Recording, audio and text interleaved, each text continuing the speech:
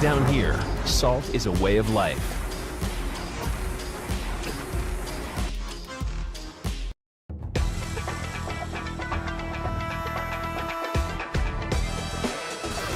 That is pretty much don't get hit moment.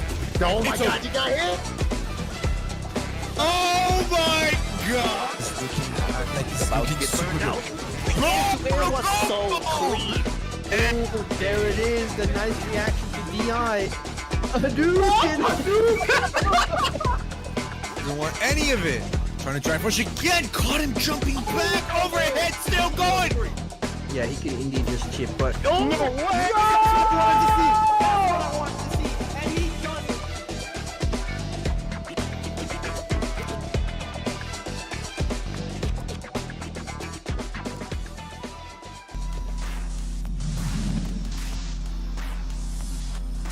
Ladies and gentlemen, we are live.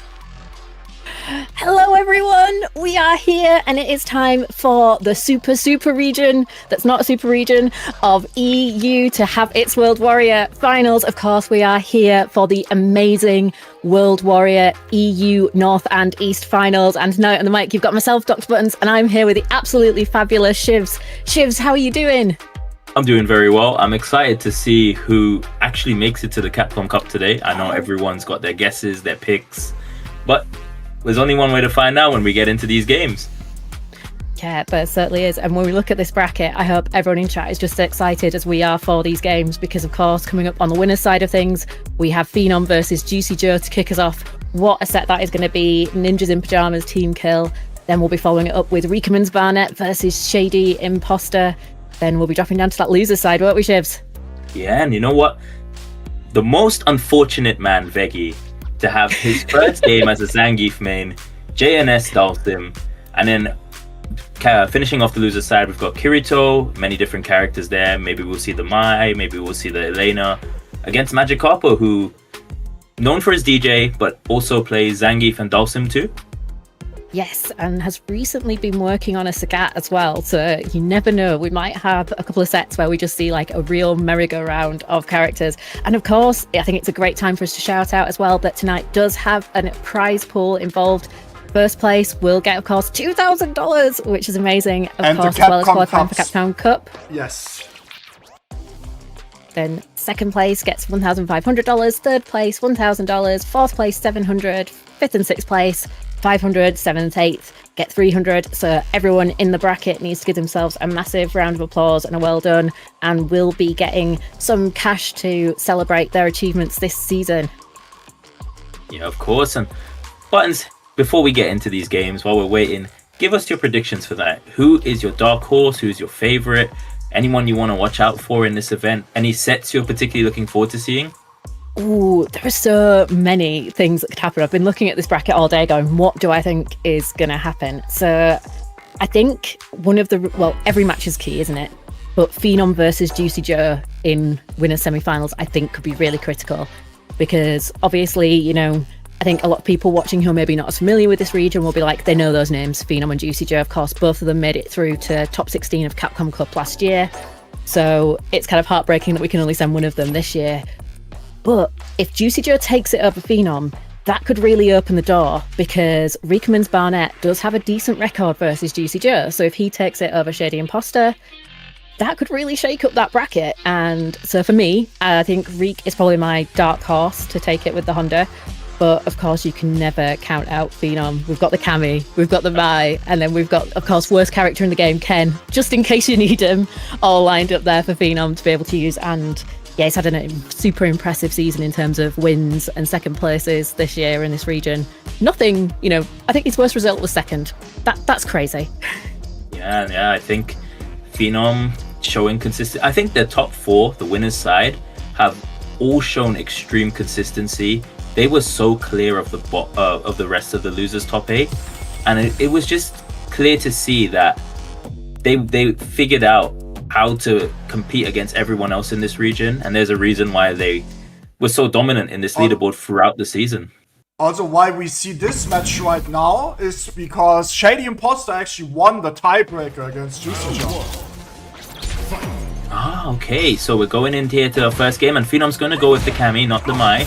Going in here against Juicy Joe on the JP. Yeah, and I think the Cammy's a good choice. Often we see JP players, of course, talk about that Cammy's not the best matchup for them with the dive kick, with spin knuckles. She's got a lot of options to get in, and so far it's looking pretty nice for Phenom. And there's that OD dive kick to get in, and we're going to be able to loop that Oki in the corner. And even apart from that, her walk speed is so good, so she's really good at getting in and out of ranges to whiff punish his normals. Her buttons on the floor are so underrated. But this is also JP we're talking about, as Juicy Joe has just completely flipped the momentum here. Yeah. Phenom very close, burns himself out here, not getting anything from it. Yeah, that burnout, scary, but we've just got the first throw. Nice drive reversal there from Juicy Joe. Level 1 goes through the fireball, taking the first round here for Phenom. Yeah, what an interaction. Wait, I suppose it's that thing of because the ghosts only activate at the very end of their travel, so Cammy can get sneaked through with that level 1 because it's so fast. And great awareness from Phenom.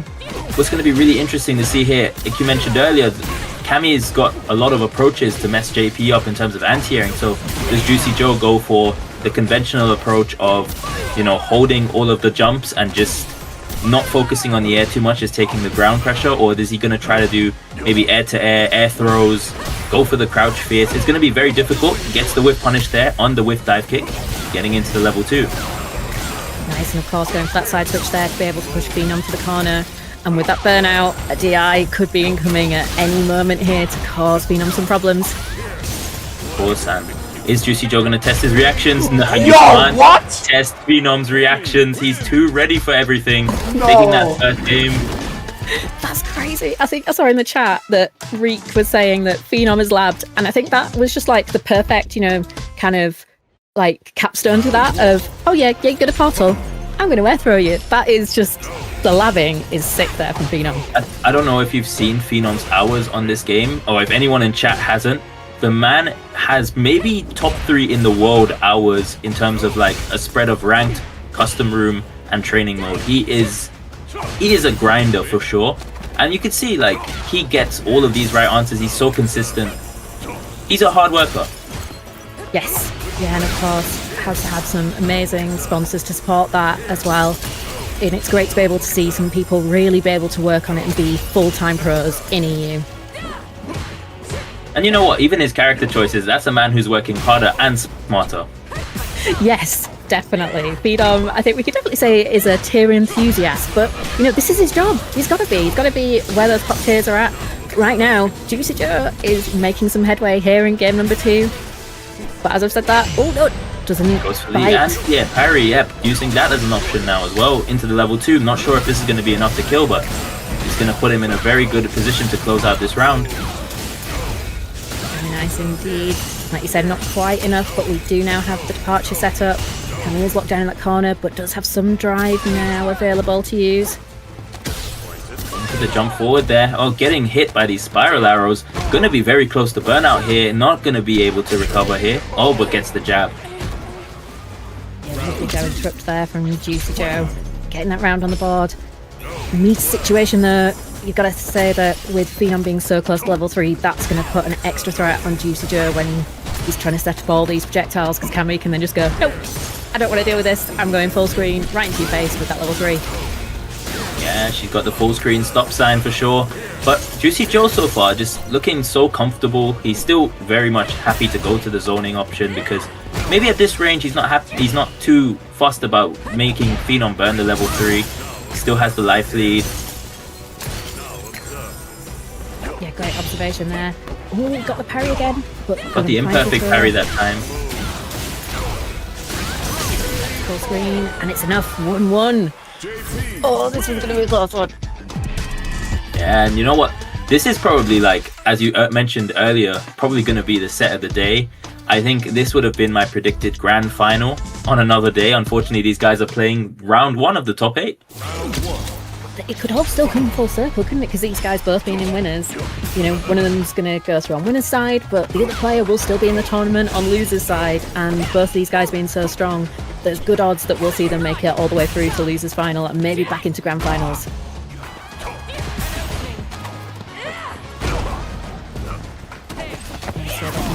Ooh, the cheeky hooligan Gets the punish counter, bigs the Oh, parry. yeah. Straight back with the departure. Sorry, with the amnesia. And then now, Phenom in a really bad spot here, sets up the Yig departure. Pretty nice overhead from Juicy Joe. Archer once again, no air throw this time. Getting a nice attempt at the interrupt there. Phenom finds the hit out of the corner. Gonna burn himself out to burn Phenom out and set up this level 2. And there you go, Defense. Phenom has labbed. Oh, but the slither of health wasn't enough to keep him alive, and we now have that slight advantage for Juicy Joe 1 round up.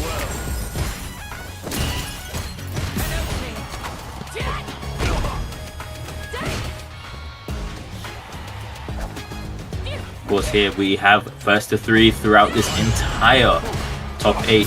So, you know, in this situation here, Phenom and Juicy Joe both have another game at the very minimum to play, feeling each other out, seeing what each other's approaches are to defensive and offensive pressure. They certainly do. And Phenom now picking up the Juicy Joes, going to the parry for the anti-air option, now with mixing in the empty jumps. Certainly is. Trying to throw once again, but is in burnout. This could be a bit of a difficult situation. Pick up from amnesia. Back to mid-screen from Joe. Joe is now in burnout as well. Ooh. Not quite in chip range yet, but we'll have to take the DI there, and it's going to equalize in terms of rounds. Both of these players trying to get ahead in the set. And it is all even once again. Lovely air throw there from Joe. Sets the early departure to try and knock Phenom down. Nice air to air. And straight to that corner. Great opportunity here. Oh, lovely drive reversal there from Phenom.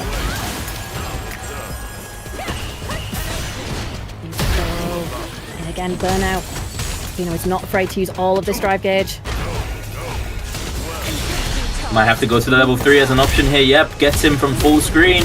Not going to be enough to burn Juicy Joe out, but more importantly for Phenom is recovering some of that burnout gauge. It's nearly all back now. He needs to survive 1 or 2 more hits, and yet there he is. Joe That's goes going to into matter. burnout. Gets the whiff punish on the crouch medium kick, and Juicy Joe is going to go ahead in this set for the first time. That could be a massive momentum shift. Obviously, there's still a lot to happen in this set. 2-1. We've got to get to one of the players getting to 3 because it's first to 3, but ooh, that feels interesting because I was having a look at some of the stats today on one of the sites that kind of pulls data from StartGG. And according to this website, so this only like pulls StartGG, we're not looking at Challenge. Juicy Joe's win rate against Phenom is around 30%.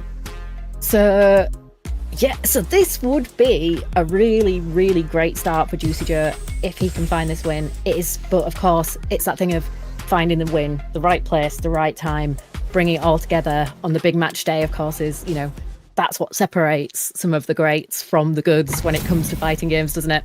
Yeah, of course, and I'll tell you what, if my win rate against someone was at the lowest point, I would still prefer for the day I win to be in this kind of tournament, Yes. qualifying me for the cup. It's okay. It's all data from before. Yeah, you've got all these matches you can go back to, go into replay takeover and be like, okay, what should I have done there? And put it all together to be match fit for this moment. But it looks like that break has worked out for Phenom because we are starting to really lock Joe down in the corner. Nice jump back to get away from the amnesia. But Joe is fighting back and we are out of that corner with a little bit of breathing space. And we're seeing Juicy Joe being happy now to just replenish some of that drive gauge by setting up the zoning. Operating at a little bit of a life deficit here, but now Phenom very close to burnout. Gets the perfect parry to just stop that momentum from Juicy Joe. Lovely parry, finds the throw. Being quite cautious here, not spending the drive, but then sneaks in that little throw there. Goes for the shimmy. This time Joe bites, and Phenom has another round on the board. Oh, goes for the drive rush and gets underneath the jump in. Nice questions here from Phenom. Ooh, and again. Attempted the air tear there on the dive kick, but not quite in range. What an interrupt! Just in time. And now Juicy Joe back in that corner. Can Phenom make the most of it? Burn out now. Ooh.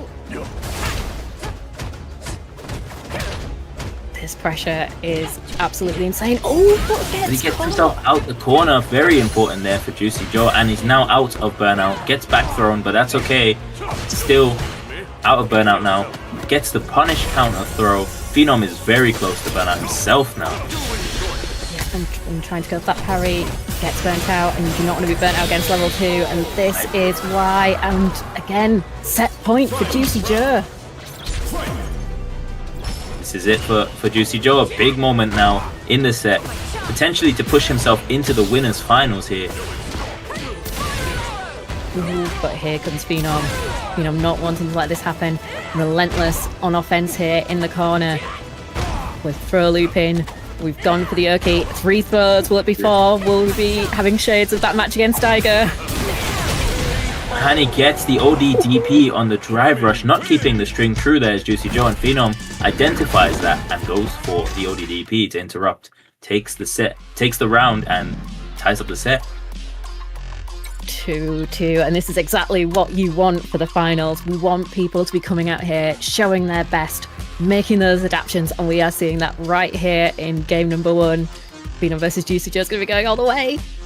Yeah, and you know what? Very good first set of the day. If this is an indication of what we're in for today, this is going to be a fantastic tournament for sure. Oh, it is. And I think I've sort of spotted in the chat that people have been saying, you know, if the players are doing all this stuff, then surely everyone in the chat can get out there and claim some Matcherino codes. And while we've got these little breaks between matches, this is the perfect time to do it. So hit that exclamation point Matcherino and claim a code. Straight back in here. Same matchup. None of these guys are switching. Happy to play out this matchup. And I think taking these little breaks, like on those losses, I think it's really important because it's giving them time to think about, okay, what was working, what was going wrong. And we can see the guys using that time to really adapt well, like Juicy Joe here going for a bit more of maybe an aggressive close-up playstyle rather than being that bit further away. And it's working out so far.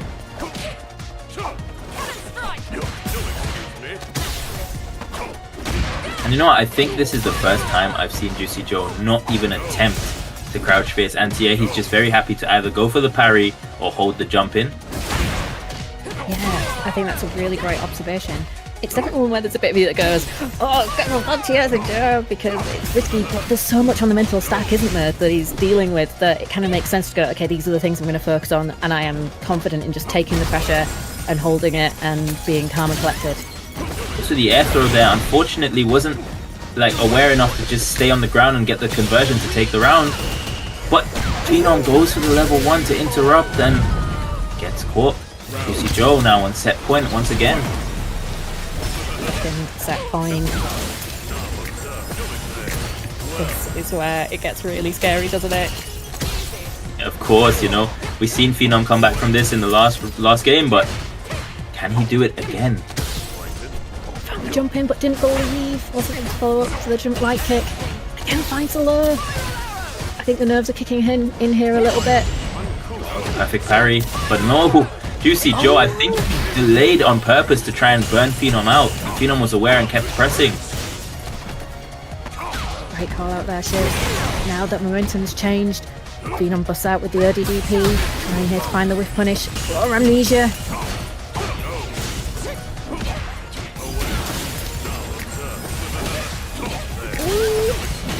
Has the level 2 available here. Is he going to be able to build to level 3? Yes, he is. Juicy Joe. Oh my god! No! And now it's burnout here. This could be critical. Oh, what a Oh, jump! gets the throw. Okay, Juicy Joe still manages to take the set. Moving on into the winners finals here. Oh my days. That for a second, you could just see everything, like the wheels turning, and the outcome there could have been so different.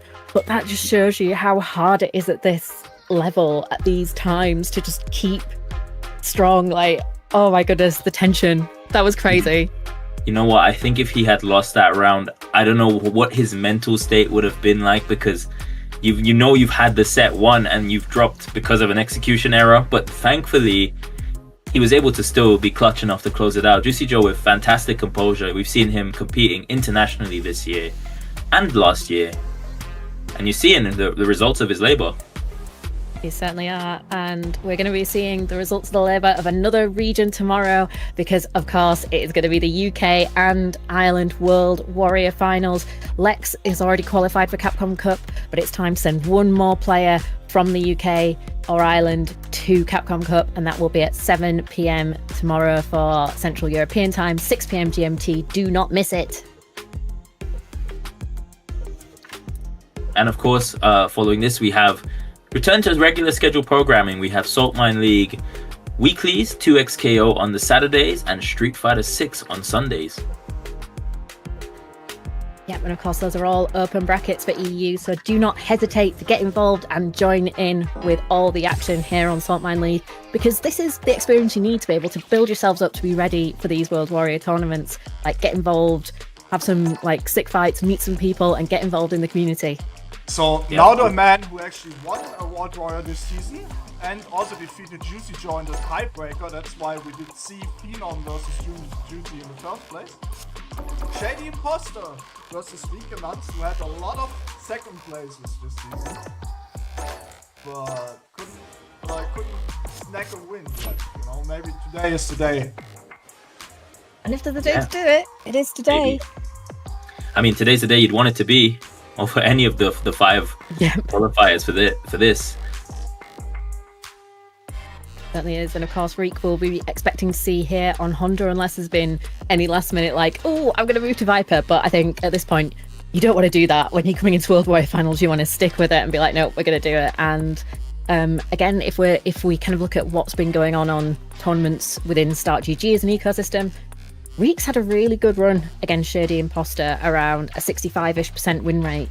But, you know, that doesn't tell the whole story, and Shady has been on a tear, like Rita said, getting that win this season, which is something that Reek's not being able to do. So I think this is going to be a hell of a match. Well, you did say earlier Juicy Joe had a 30% win rate against Phenom, but when it counted, you got it done today.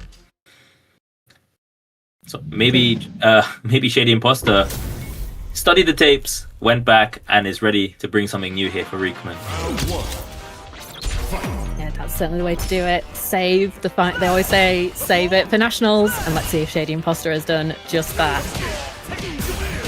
That's a good start from Reekman coming in with that stand medium punch drive rush. Taking Shady Imposter straight to the corner.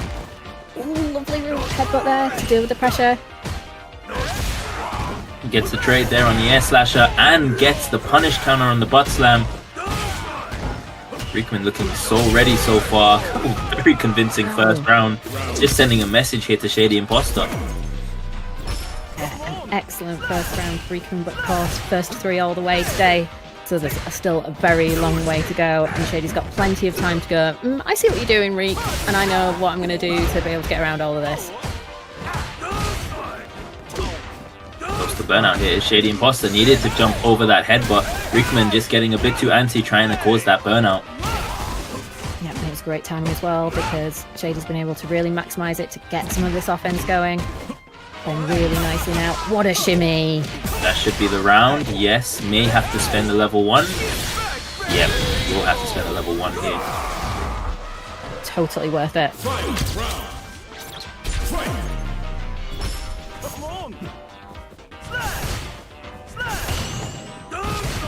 Perfect parry from Reek coming in there with the headbutt. Slowly pushing Shady towards that corner. Once again, nice patience there from Shady Imposter. Now Reekman's going to try his best to just hold Shady Imposter in this position here. Good defense. And the drag reversal. Just needing some space. What a perfect parry! Oh, the wake up level 2. Reekman was ready. This is going to be big damage here. Is he going to spend a level 3? Yes, it looks so, and that should be the round. Yeah, we'll expect that to be enough for Reekman to go up 1-0 here versus Shady Imposter. First blood to the Swedish Honda.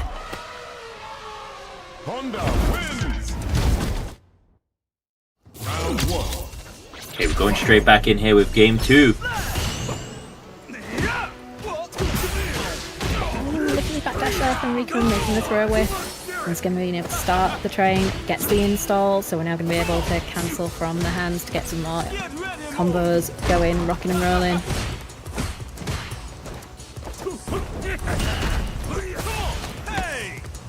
Gets the throw again here. The Shady Imposter now picking up that Reekman's Bonnet might be going for the parry on the drive rusher to check more consistently. That from Shady finds the throw. Good tech there though from Reekman. Big life lead here for Shady Imposter.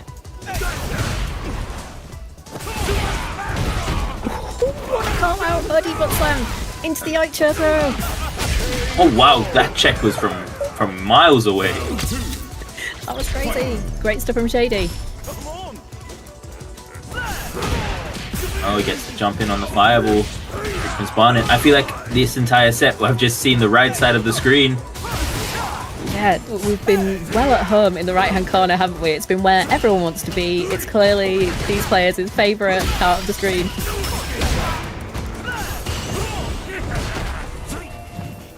Nice block there though from Shady, out of the corner. Run some drive now as well, finds the throw. And once again, are we going to lose? No. Of course, Honda having a little bit more health than most characters in this game, probably more willing to take throws, and Reekman's Bonnet getting the neutral jump over the EX or the OD fireball, taking the round. The classic stop sign. Just that little bit of forward movement is so important to Honda's game plan, and it's been there for many, many years in Street Fighter now, hasn't it? Yeah, of course.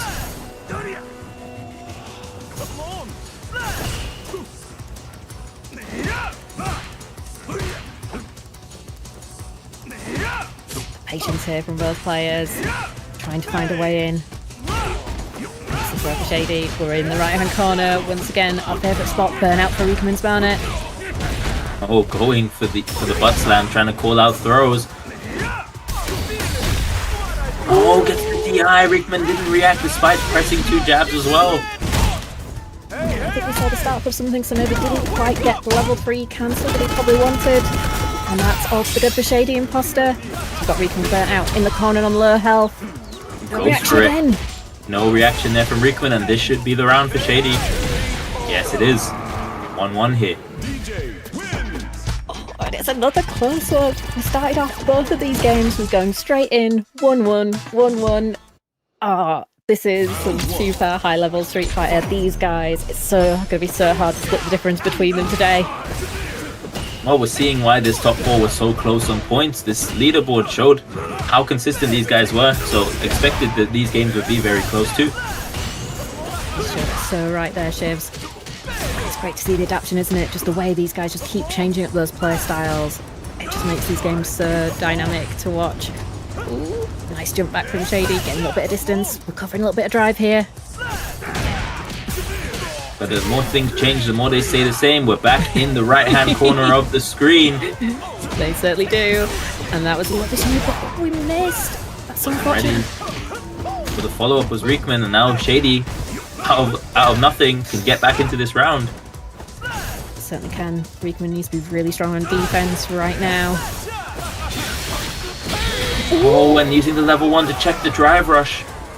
Taking that round there.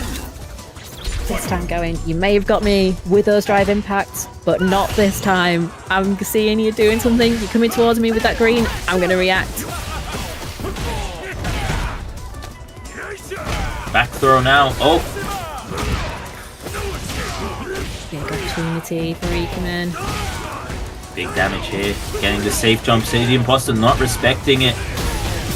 Probably thinking Reekman was going to do empty jump into command throw and held up. Just got hit by the jump in. That's the mix-up that Honda can impose, isn't it? And that's the terrifying thing, that you've got the Honda coming towards you and it's like, oh, are they going to hit me or are they going to try and command grab me? Oh, this is terrifying. And that's worked really well to Reek's advantage because it is 2-1 to Reekman's Bonnet. And Shady Imposter is going to need another answer back here. But not a start that he would have wanted. Reekman going for the safe jump again, going for the low.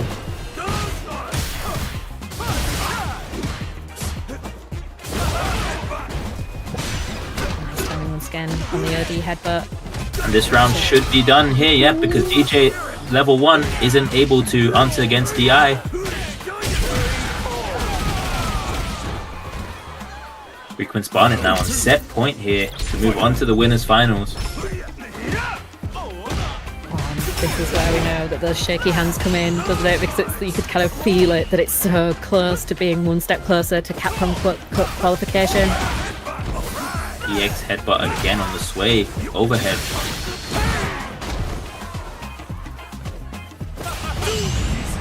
Oh, gets the parry on the drive rush this time. You had seen Shady Imposter early on in the set going for a lot of drive rush throw to maybe try and stop Reekman from going to that option, but Reekman still happy to go to it. Yep, he's been doing a great job of rotating those defensive options when he's been seeing the drive rush. We've seen the level ones, we've been seeing the buttons, we've been seeing the parries, we've been seeing the doing nothings. That's what you've got to do. You can't do the same thing on defense every single time. Oh, going for the EX headbutt and giving Shady Imposter a way back into this round here. Critical art here. Reekman's going to be very close to burnout. Life should be around even. No, not quite around even, but in the yellow. On the level 1. Oh no. Left the gap then. Reekman answered that. He takes the set 3-1. Again, great call from Reekman there to be like, nope. I'm going to see that gap and I am taking it. No messing. Level 1. I want to be in that winners final. And so it will be Reekman's Barnet versus Juicy Joe in winners final. Oh, this could get very interesting very fast. Yeah, we will see Reekman against Juicy Joe. And of course, you know, Phenom still in losers. Shady Imposter falling down into losers here. Those guys are still in the tournament, still with a good chance to make it back to the grand finals and potentially still win the tournament. But Reekman's Barnet and Juicy Joe look on fire today. They do. Like we're saying about people getting in the lab, it looks like those two have been in the lab an awful lot to be ready for this one. But like you said, of course, it isn't over for Shady Imposter and Phenom yet.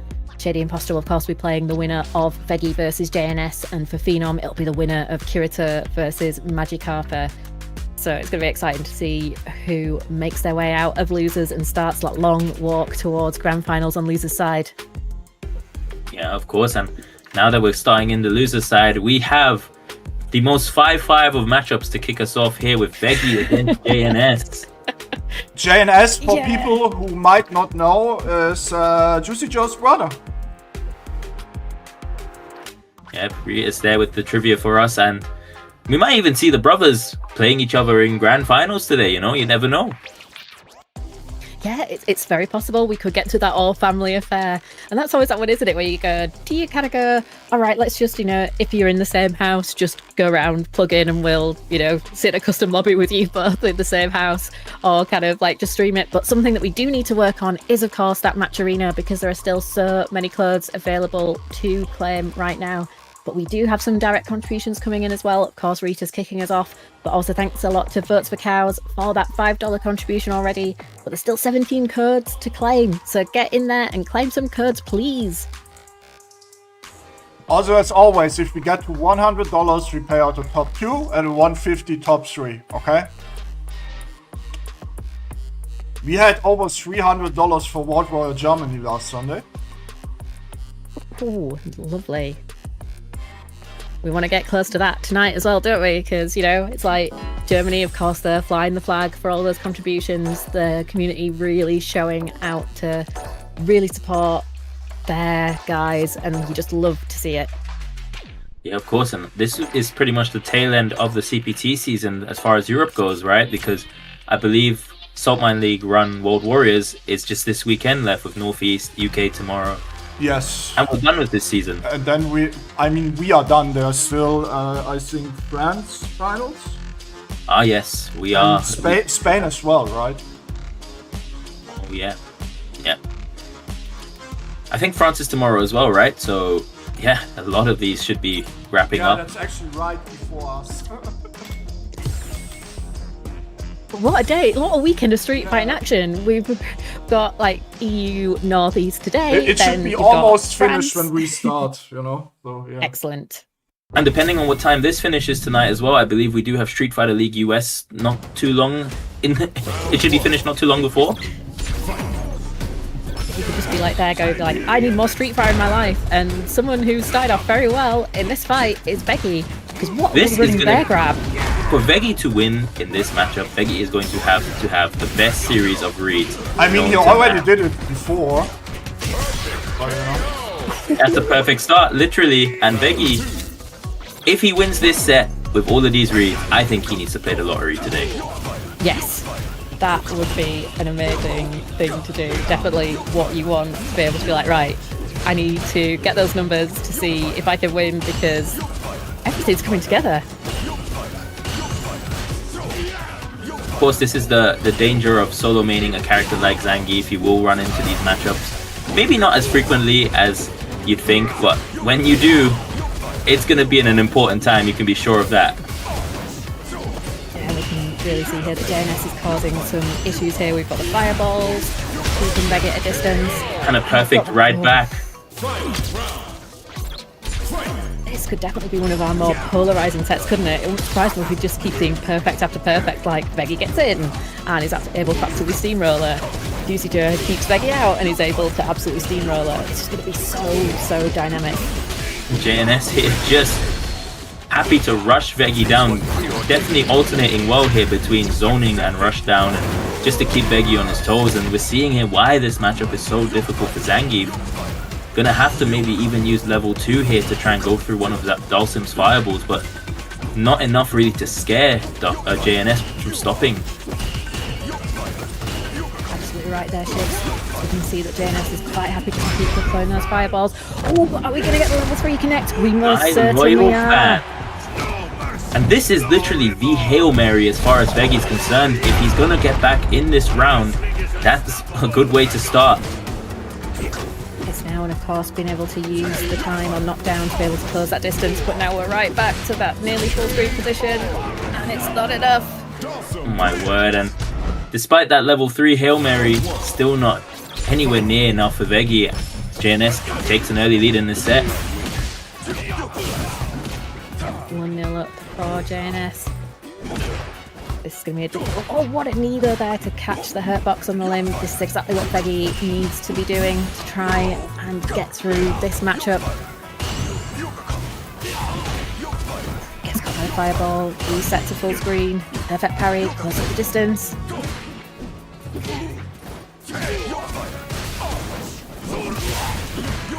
Oh, wow, JNS though is playing this so well. Really frustrating, those approach attempts. Locking Veggy down, making it really difficult even to do the classic walk and block. And in this game, walk and block's scary as well, isn't it? Because you're just losing drive gauge, and then you're suddenly like, oh, I've not got my resources to do anything because I've been walking and blocking. Yeah, and for Veggy, it's going to be so important that he doesn't get too frustrated trying to just close the distance here, because you can see JNS wants him to exactly do that. Go for these arbitrary jumps, go for these hard reads. In the corner here now, both players in burnout. JNS using the teleport to get out. Oh, what a read! oh my Jesus, Beautiful. Oh, that was so clean. That was so clean. Oh, and it's these moments, they're just electric, aren't they? When Veggy gets those reads. But it's just brilliant.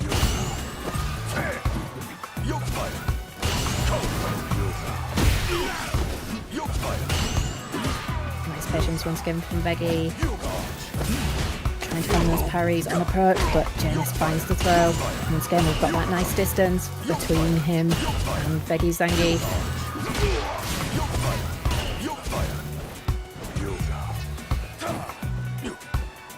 Yeah, JNS still in full control here, trying to make it 2-0 up in the set, which would be very difficult for Veggy to come back from if that was to happen. Yep, it'd be a very commanding lead. Veggy is valiantly trying to close this distance. Are we going to see a level 2 to try and close the gap? Or are we holding on to the level 3 to go? We just want to get all that damage on the table, but it's not going to be enough. My word, he just couldn't afford to run into any more limbs, and in that situation there, JNS in full control. Veggy going straight back in here though, just trying to do whatever he can. Yeah, and I think it's a difficult one because it's definitely one of those kind of situations where like on an analysis front, it's like, well, I need to not get hit by the limbs, but I'm playing Zangief, so I kind of have to risk it. So you can't really almost, strategize so much about it, but whatever Veggy's been thinking, it's been working because we're going straight in with that SPD, low drive gauge here for JNS. Manages to teleport out, but finds a punish counter. Good position here for Veggy, but even with this life lead, still probably going to need to go close the space against the Dhalsim. Ooh, manages it! Oh, nice. Stuffing the anti-air there, gets the SPD. Answering back here with a much needed round. Yeah, that was vital.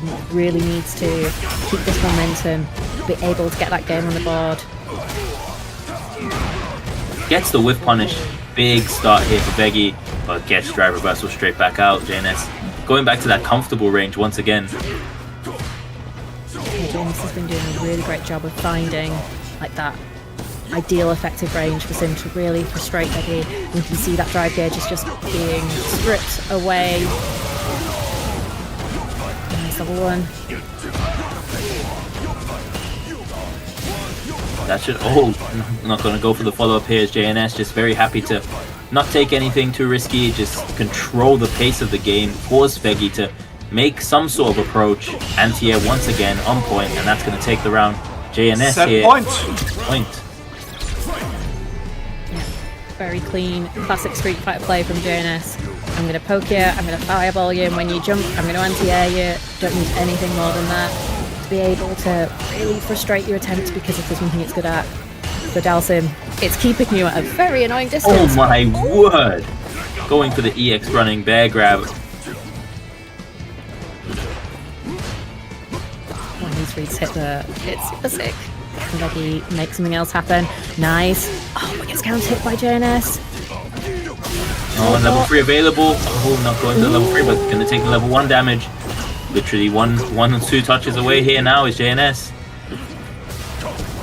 Veggy pushed away once again. No anti-air. Oh, no. Burnout. And gets clipped by the farthest reaching anti-air I've ever seen. That's going to do it for JNS. Moving on.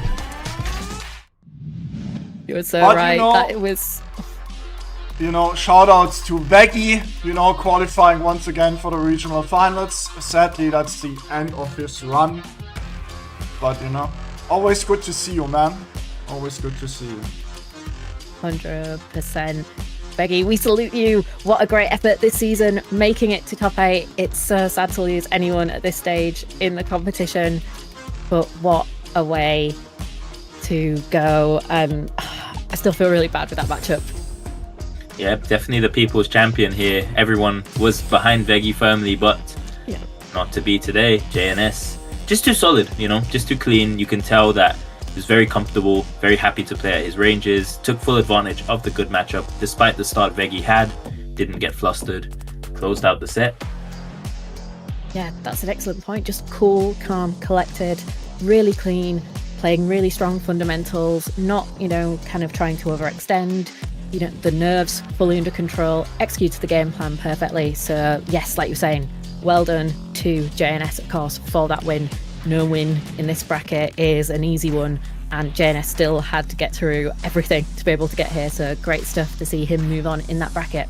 And now we getting to the 2 newcomers this year. Both of them actually the first time in the regional finals. Kyito, who really impressive with his Elena against Magikarp. Ooh, and this is one that could get interesting.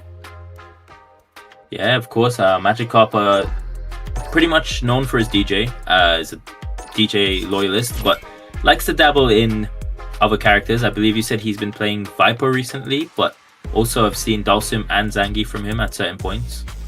Yeah, and Sagat is another one that he's been working on recently. We think probably, if we're going to get the classic Magikarp layers situation, we'll probably start off with a Geef or Dhalsim, then peel back maybe to some Sagat, and then go finally to the final layer and go to DJ. But I think today is probably not the day that Magikarp is going to go for the layered approach. I think we were talking earlier and going, today's the day where you go all in on DJ. But of course, if it's not working, we can get the switch up. Yep, of course. It's first to 3. We do have a lot of chances here. Both of these guys, we are going to see the Viper. Okay, This is an interesting one because of that lack of familiarity. This could work out well for Kyito, but of course we still have the Elena's to fall back on if needed. And I think you were saying earlier, Shivs, weren't you, that Elena's a pretty good matchup in this one, so having Elena switch back to is not a bad thing at all. Yeah, maybe just feeling that Viper does even better against DJ than Elena does. It's looking pretty good so far. Excellent start here, gets the super jump over into the level 1. Yep, so now its cancels are completely drive gauge free, so we're going to see a lot of them. Have to fight out the corner. Nope. Nice anti-air there. That's going to be the first round here. Looking extremely convincing here for Kirito. Yeah, this Viper is looking like it's had a lot of time put into it already.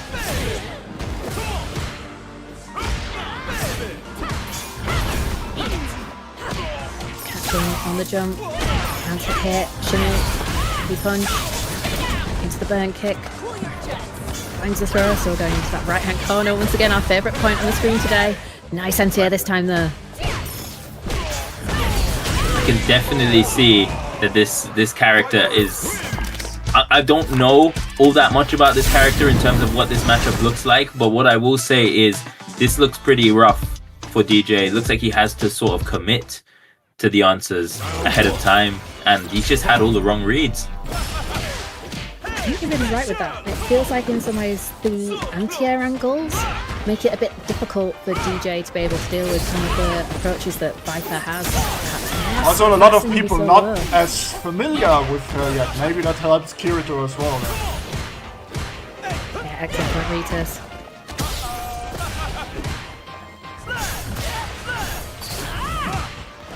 The Viper's been out now for what, about a month?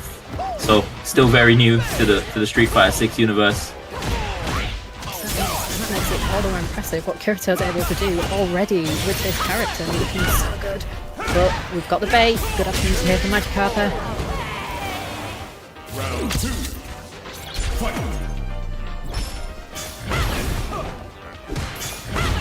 Definitely seeing here some changes here from our Magikarp is approaching the anti-air as well. Decided to try and air-to-air that one instead of going for up kicks.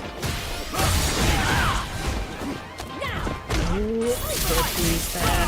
Focus to get through. Level 2 on Wake Up here, just wanting to answer back. Will be able to side switch here into the corner. Able to turn the tables. Nice block, Big damage. opportunity. They should take the round here, yep. May not even need to go to the level 1. Actually does need to go to the level 1, yep. Magikarp taking that, making it 1-1 here. That was a great adaptation from Magikarp. Like you called out, Chibs, really changing the strategy on anti-airs, and that has worked so well. And as well, just restricted the game plan a little bit to be like, nope, I'm going to stay close to you, I want to be in your face so I can deal with everything you're throwing at me. But Kirito is not going to go down without a fight either. Oh, gets the clean jump in there over the Seismo, and this should be the round again. Magikarp are now starting to really get a foothold in this set, taking the lead for the first time. It just feels like the confidence is growing, doesn't it? The right decisions are coming together, but let's see if that continues, and that ODEP is certainly a nice one to keep it all rolling.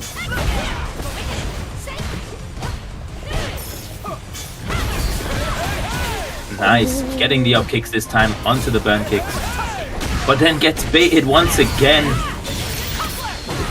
That's the thing, it's almost like, yes, you're getting a bit too complacent. You're going for, the jackknife maximum.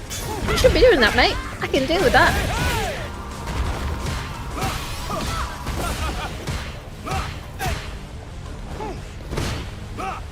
Ooh, punish on his sweep. Bends himself out here, does Kirito. Magikarp. Oh! Tried to go for the jackknife maximum again, but got baited once again. And now Magikarp and Burnout 2 gets back turn. Still the should teeny be bit of life. Very close to chip. Oh, nice.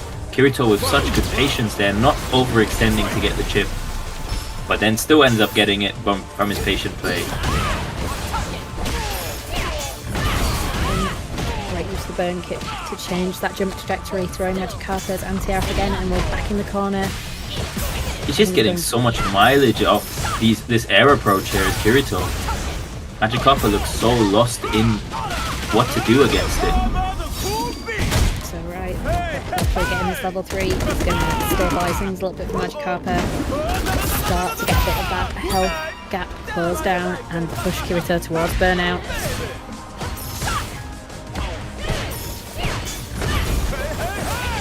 Oh, gets baited again, and Kirito is going to go 2-1 up here.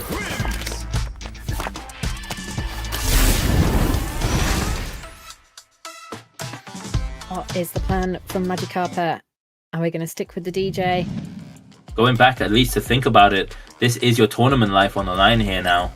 Are you going to stick with your tried and true main? Maybe try something else? I think the game he won was very convincing. He adapted well, he was able to get the right reads on the air approach, but once again, we're just seeing how important it is for Viper to just manipulate the air approach, just make him guess so much damage off of everything as well. Absolutely spot on, Shivs, and it looks like Magikarp is going to take some time to think about it, work out what best to do, and I think that's exactly the right thing that he should be doing to kind of slow that momentum, if nothing else.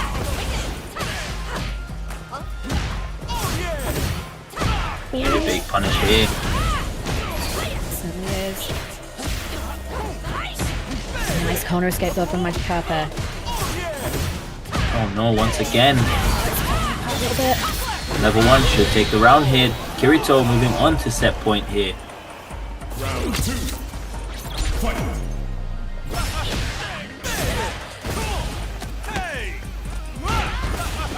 This is a good opening from Magikarp. Can he start to get something going? Nice patience. Ooh, just watching and waiting this time. Lovely crosscut. Gets the back throw here, takes the round back. Much needed here for Magikarp.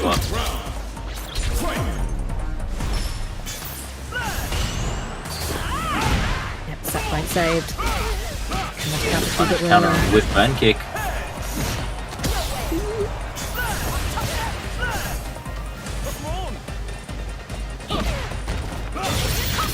Oh, whip up level 1, just going for it. It's going to put Magikarp in a dangerous spot. Those feint cancels are going to be coming thick and fast now.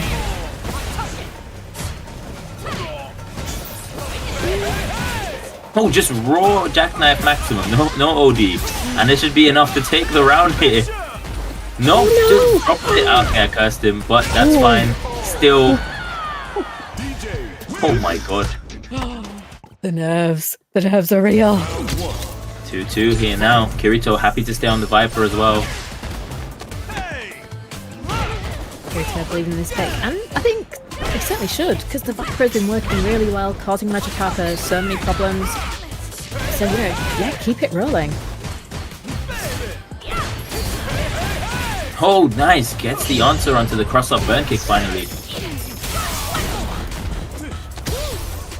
Nice tech.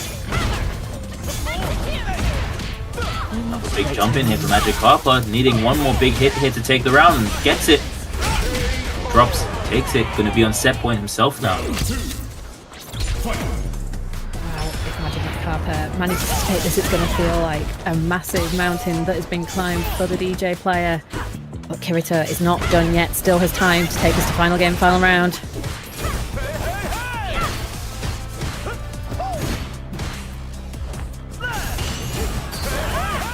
Oh, and again, but not able to chase down this time, Kirito. Oh, going for the Hail Mary level 1.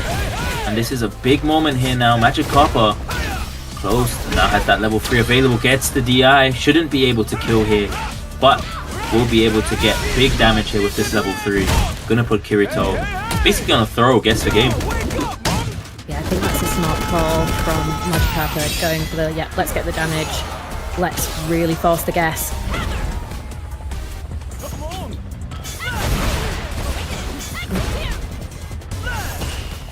Can't afford to take any more throws here. And gets jabbed. That's gonna take it. Magikarp taking it over Kirito. Definitely times in that set where it felt like Kirito had everything, locked down, was so ready for DJ, and was really just running all over Magikarp with the use of those burn kicks. But the adjustment just really came together, and Magikarp managed to find the way back in. But great stuff from both players. And again, it's so sad to be losing Kyito. Yeah, of course, amazing season for Kyito. Believe you guys said he was a new player in this season, so fantastic performance. Manages to finish 7th in the World Warrior Regional Finals. Definitely a lot to learn and to take from this season for him. Yeah, and it should be a celebration as well. Like, there's only 8 people who make it into the regional finals. That is the best of the best, the cream of the crop. And this is such a hard region to make it through in. There's so many other great players who didn't make it into the regional final top 8. So just getting a spot in it is a massive achievement. And I hope that Kyito feels really, really happy to have got here today.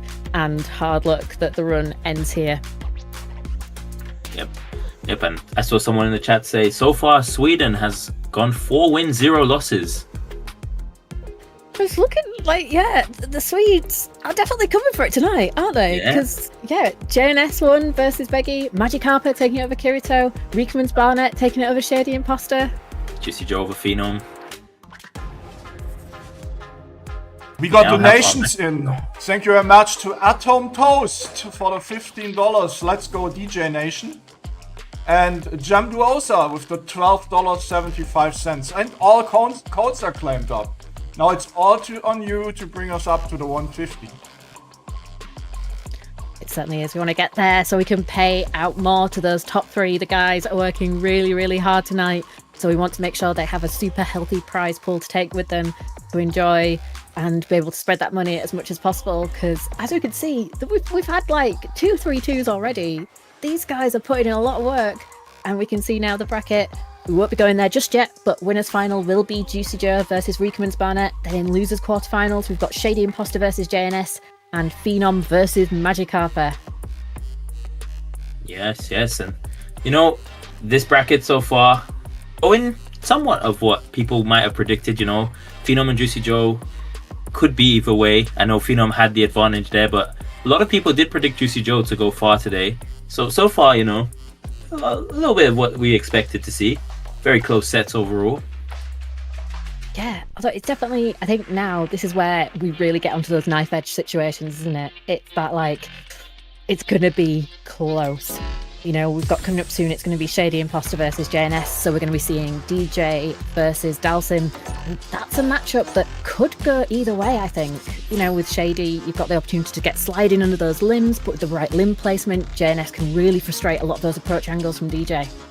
I'd imagine it'd be very difficult for Dalsim to keep DJ out with that full screen drive rush, having to maybe throw out a lot more limbs than he'd like to. And, DJ, very, very good at just closing space. DJ certainly is, and he has, I know, shifts that you are a DJ enjoyer. Yes, I'm a DJ enthusiast. Love DJ. And we can tell exactly, you could feel the enthusiasm in your voice there. But we're going to see if you all called it right and whether Shady Imposter is going to be able to use that drive rush to full advantage. But to start with, it's JNS who's going green to zip across that screen. We're seeing here again, just getting in there with the drive rush into the crouch medium kick to force the trade. Now Shady Imposter managing to get the corner. JNS fights straight back out. Nice stuff from Shady Imposter. Few whiffs here. Oh, lovely slide placement. And that's exactly what we said could start to be a bit of a problem.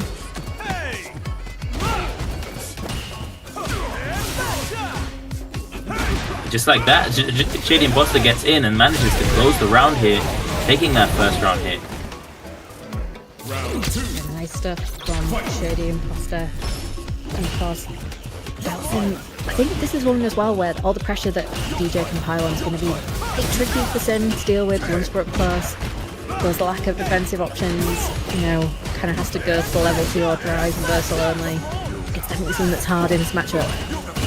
Having the float to go over and the slide to go under the fireballs does help Dalsim in this matchup as well, though. It certainly does.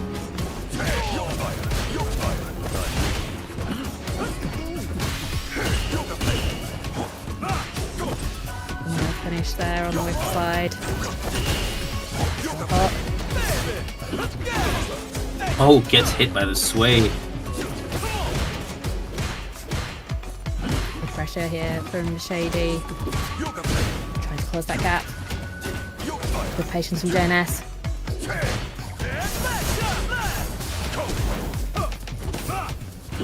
They're so scary. Should be able to get out of the corner here as JNS, but right back in with the drive rush. Punish counter. So let's get out of the corner. That burn out. Not liking Level 3 it. available here for both players. Oh no, punish counter into the level 3. This is going to be big damage. Not going to be enough to kill for sure, but JNS still in burnout here. Going to be almost in chip range. Again! JNS, they're really going for the throw tech options. Definitely something where Shady Imposter's been doing a really great job of forcing that, but it's something that JNS can change, right? Just go, yep, no, we're going to take the throws. We need to just take more throws. It's a really simple adjustment that JNS can make here.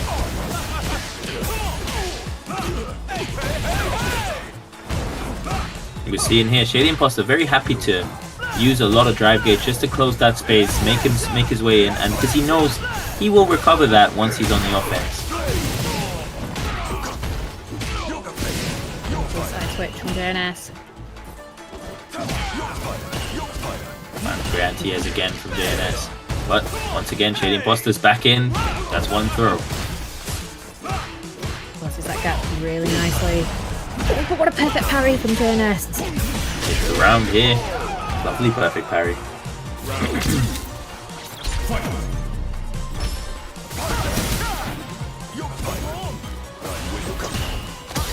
Nice teleport. Good tech there from Shady. Although that sudden tech that JNS could be able to use to his advantage later on in his set. Still going for that tech option there is JNS. It makes me a little bit scared, but this time was the right call. Yeah, that's the problem. Dalsim not really having the most defensive options, or has to very much commit to some of the riskier defensive options in the game. Let's get that out here for Shady. Jump in.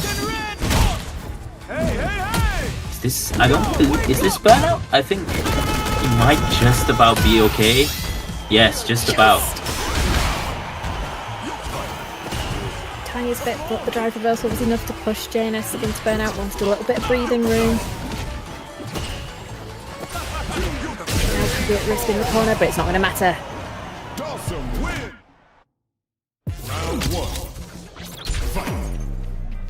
Making this 1-1 here.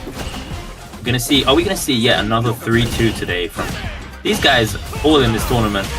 They want this. They're so hungry to be in Capcom Cup. They certainly are. This is definitely where we're seeing the guys being like, no, you're not taking me down that easily. I need this. I want this. I want to make it all the way. I want to qualify.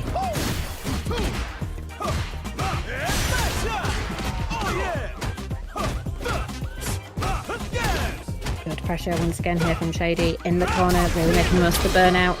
Yes, and There we go. Dalsim's level 1, also one of the level 1s not able to answer against drive impact, so that was a guaranteed drive impact there to get the stun.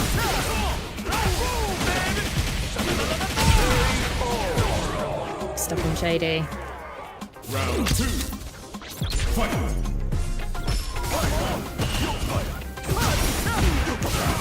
Ooh, lovely timing on the teleport.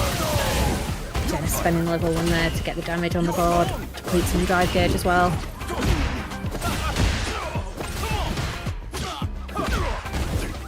Nice sweep. The corner once again. You can see, despite Dalsim being the zoner, it feels like DJ really sets the pace in this matchup, and Dalsim sort of survives and then tries to get his damage here and there. So right, Chips. It definitely feels, yeah, Shady Imposter is definitely going, this is the tempo we're playing at. You have to deal with it, JNS. But JNS is doing a great job of really just keeping up and being like, yeah, that's fine. I can do that. Oh, and gets the shimmy into the level 3. Shady Imposter. Shimmies have been so vital. Perfect parry, gonna be able to... Doesn't go for the back for it to side switch, but Dawson has the teleport available. So back, getting... Dawson caught there.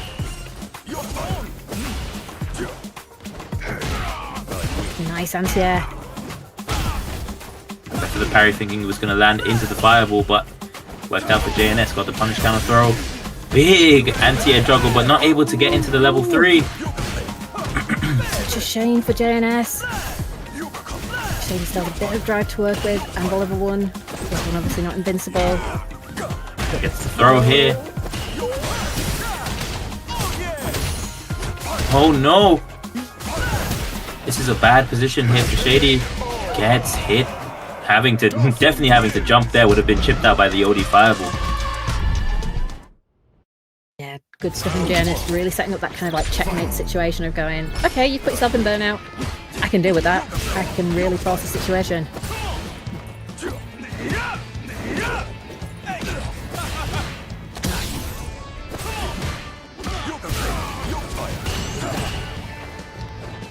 We're seeing Shady here, even turning up the aggression to another level, going up another notch. Knowing that JNS cannot get another game here would be him losing the tournament. Yeah, it's absolutely vital for Shady here. But again, JNS keeps getting caught reaching, and Shady is ready for it every single time.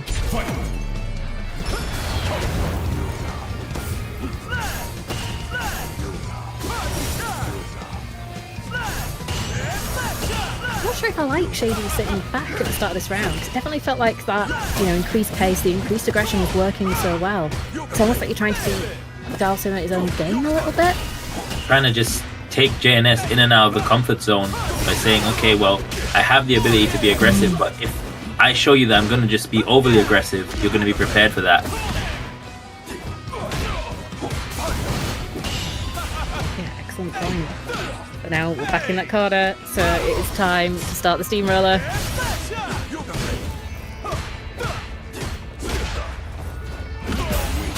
Not fighting again on the shimmy. JNS just happy to do the delayed stand medium kick there, getting himself out of the corner. Need. Back throw. Nice. Counter hit. Both players in burnout. Level 3 is available on both sides.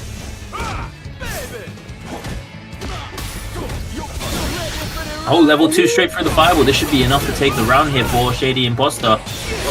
Nice. Into the level 1. Very nice. Shady Imposter making the 2-2 here. Insane reactions there. That was crazy.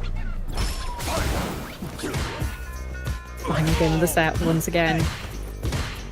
Again, this definitely feels like Shady Imposter is dictating the pace of this set. JNS is constantly glued to the corner, needing like fireball teleport to get out.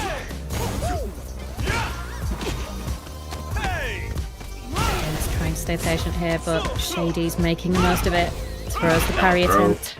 Point blank slide, just disrespecting JNS, and just here now, Shady Imposter turning this all the way around to be on set point.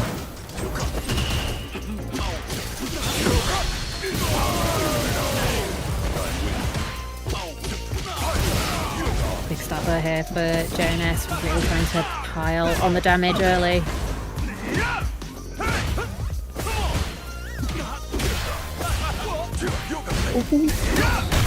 Oh, gets the DI there. Big damage should be coming in, takes level 1.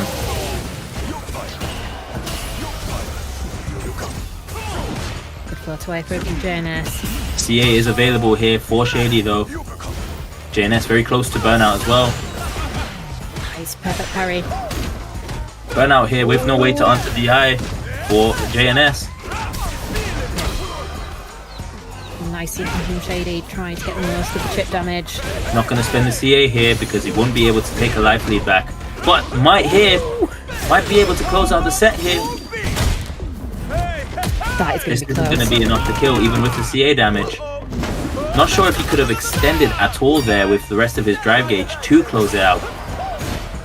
Maybe. It definitely feels like there was more opportunity for drive reversal. Oh, and the air slasher is going to take it for Shady Imposter 3-2. Wow, fantastic comeback there from Shady Imposter. Close set there, but moves on into the top 4. A fantastic run for Shady Imposter. Unfortunately, we will be saying goodbye to JNS. But once again, what a run. And so close to making it to that top 4 for JNS. But Shady is holding it down as our last representative from Poland in the bracket. Yeah, of course. And you know what? If Phenom is able to take the next set that we're about to see, then I believe the top 4 of the leaderboard is once again the top 4 of this tournament. Excellent point, Shivs. And yeah, if Phenom takes it, that's going to be interesting again in itself, because Shady has beaten Phenom in World Warrior to be able to get the tournament win.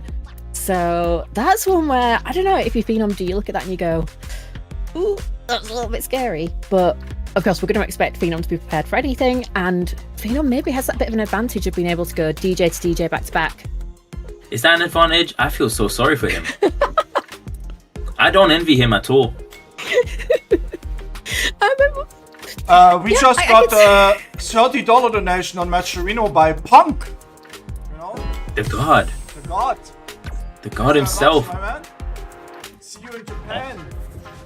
Thank you so much, Punk. Good luck tonight as well in SFL.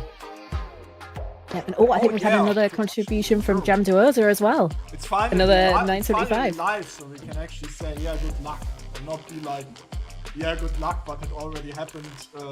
It already happened 3 months ago. Yeah, of course. Yeah, we don't need to try the good luck time machine to be like, oh, we're going to send those good luck wishes into the past. It's like, no, they can be normal, linear time good luck wishes. Of course, now with Punk putting in some extra money there, more incentive for these guys to even put in a better performance, get more money in the end of the tournament.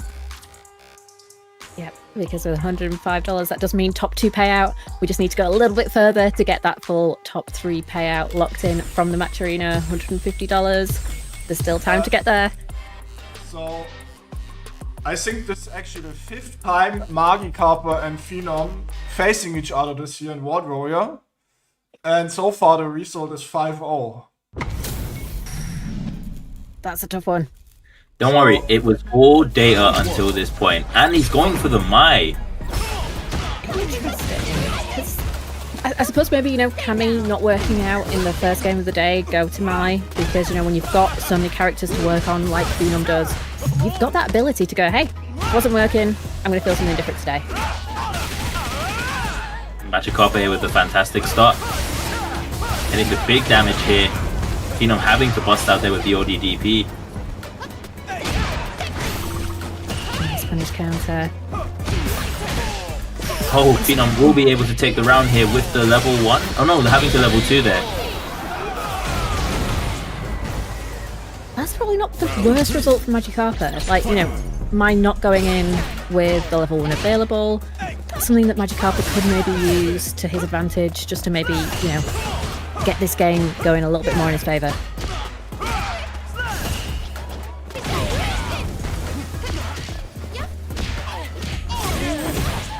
Magikarp finds the counter hit into the throw.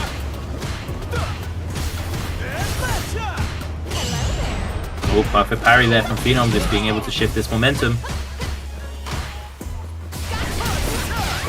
Magikarp answering back with the OD Fireball. Beautiful Not choosing timing. to cash out into the level 3 there to take the round. Was this going to cost him?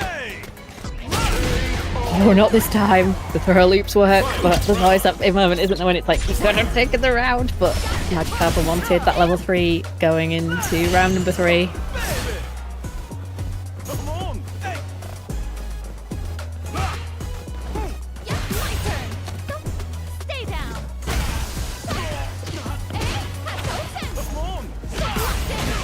Locking Magikarp down in the corner. He'll be There's enhancing level 1. his specials now with the level 1. But this is burnout here now for Phenom. Yeah, it could be a good opportunity for Magikarp to really try and lock down Phenom's options.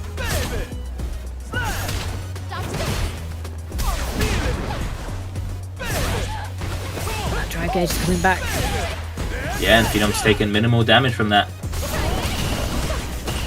Still with 3 enhanced specials as well. That means 3 enhanced fans coming your way. It certainly does. But Magikarp has been defending against them really, really nicely. But I think for Phenom, they're doing the job of just controlling the space, pushing Magikarp into the corner. Saying that though, misses the drive rush check. Big opportunity here for Magikarp. Right, nice use there. Plus brains into the throw. Ooh, finish the most way. Is this going to go through? Yep, not going to recover in time. Sorry, not going to be able to punish the recovery in time. And then there we go, Phenom taking that with the level 2 to take the first game. Good stuff from Phenom. But it was definitely not all one-way traffic in that game. You know, it's an interesting dynamic for me looking at the chat and seeing the pain every time Mai wins the round. But then as a DJ hater myself, you know, I'm on the opposite. I'm like, yep, Mai, let's go.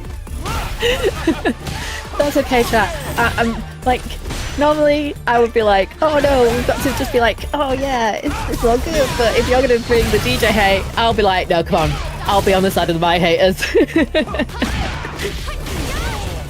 Look at that, we've got the flame stocks, they're doing so much damage.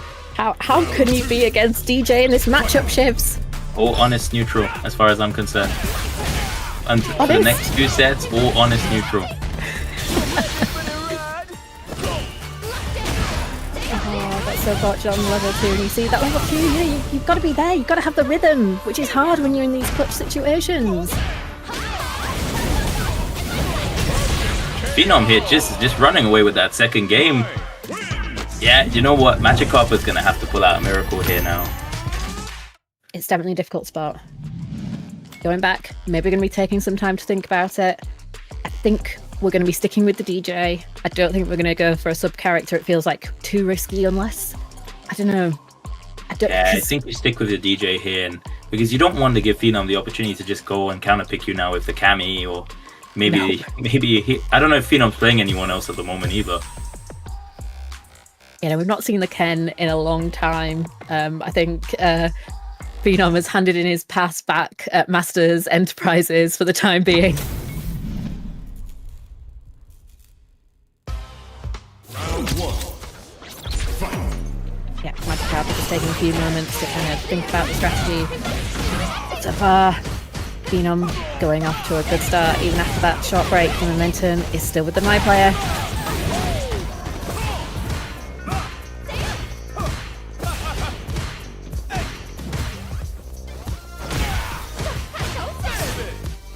You see Phenom just kind of like a wall right now, just controlling this spacing so well. Pushing Magikarp to the corner. I feel like we've seen this player 2 side corner more than we've seen it the entire day. Certainly have. Like I said, yeah, the space control that Phenom's been exerting with the stand heavy punch, like the spacing he's been standing at, to be able to use it has been perfect. No whiffs, just confidence and cleanness.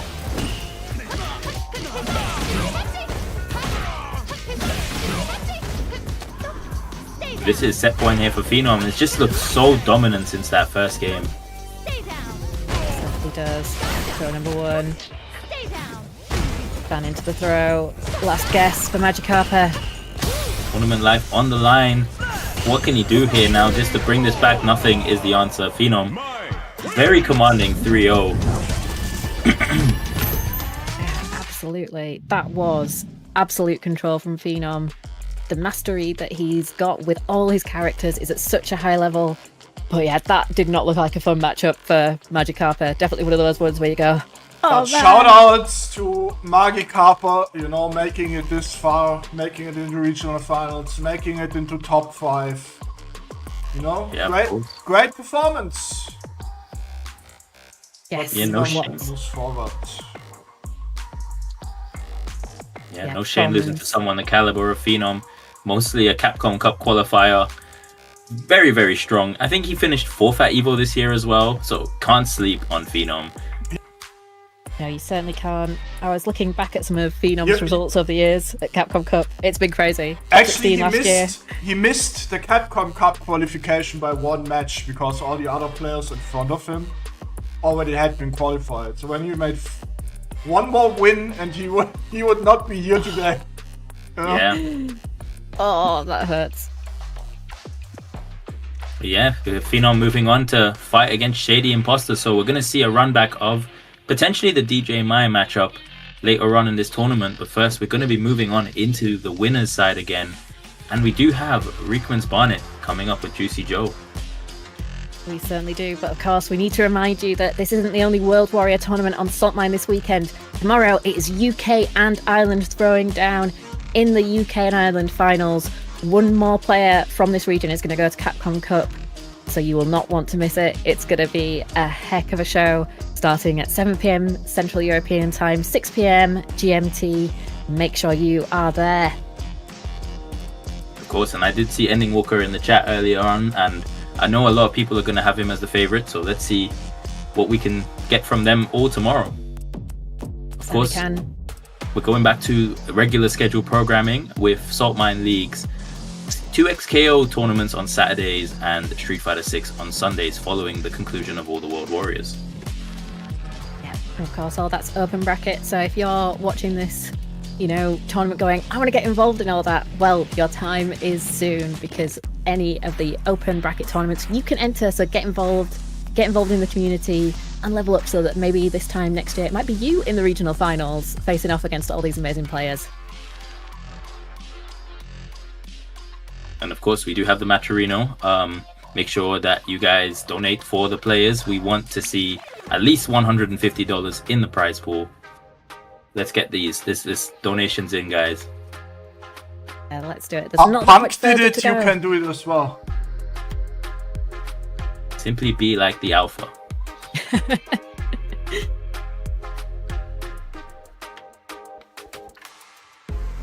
And of course, as well, don't forget you can also subscribe on the channel. We've just had Bolt Strike coming through with the tier 1 sub with a streak of like 50 months on a 26-month streak. That is super dope. So don't forget to support Saltmine League as well in running all these amazing tournaments. And of course, now we're going back into the bracket. To no one's surprise, the top 4 of our leaderboard all season is our top 4 today. I think the one surprise for some people would be that Phenom is in the losers bracket, fighting back to try and make it to the grand final. But we are going into the winner's side here with Juicy Joe against Reekman's Barnet. Doc Buttons, tell us a bit about this set. So this one, I think, is going to be really close. I was taking a little peek at the stats on one of the StartGG aggregators, and apparently Reekman's Barnet has a 55% win rate for games reported on StartGG over Juicy Joe. So that doesn't tell the whole story, challenge isn't included, but that is definitely a case where this could go either way. I saw in the chat earlier some people talking about how, you know, in many ways this kind of matchup can make it uncomfortable for Juicy Joe with the JP, but like Honda isn't a traditional like good matchup against JP.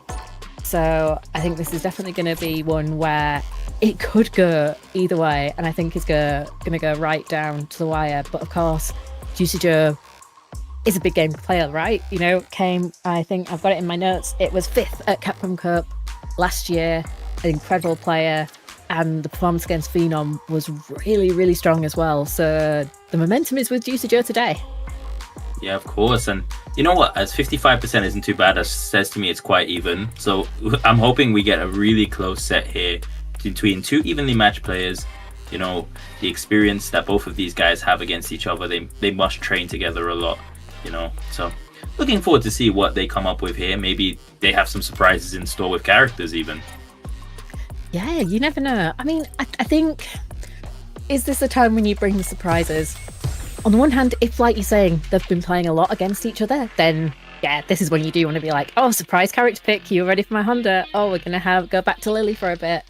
But also there's that thing of, do I want to not be on my main for when it is crunch time? Winner's final, World Warrior. Well, you do have one life to play with at the very least in the winner's final. So the loser of this will not be leaving us today, but we will potentially have the winner of this tournament in this set. We just might do. That was a beautiful headbutt from Reekman. Starting to push Juicy into the corner, finds the throw as well. Sends the command grab. Nice stuff.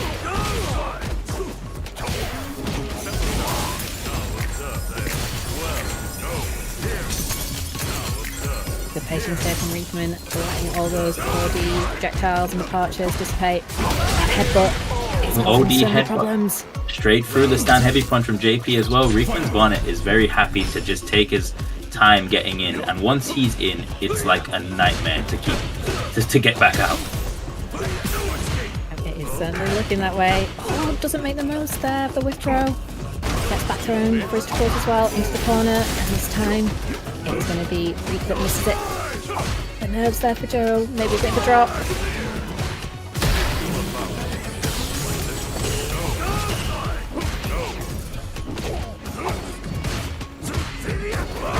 Oh, going to the original throw again. Oh, the classic, the stomp cancel. You love to see it.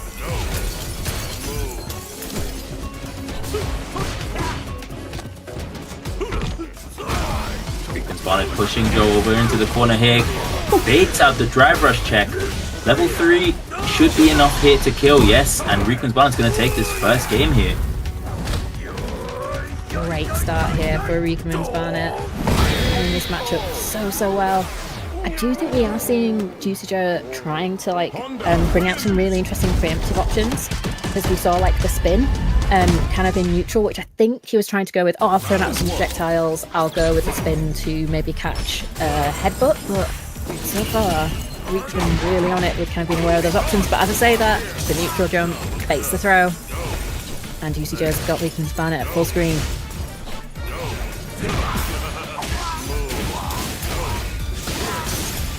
Good start here to this round here for Juicy Joe. Definitely going to be changing up a lot here.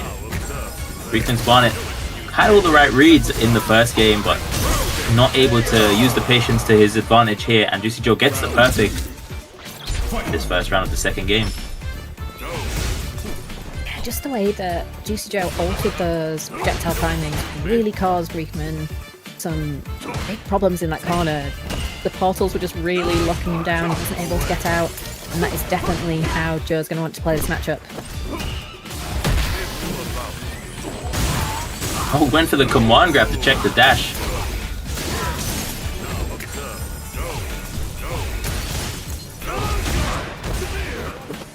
This time he's getting the headbutt. It's having so many problems for the ghost projectiles. There should be burnout here. Juicy Joe is going to go for the DI just to burn Reekman out. Set up the zoning. Oh, gets underneath the butt slam. Will get big damage here. Not enough to kill yet, but will be enough to now just put Reekman into chip range.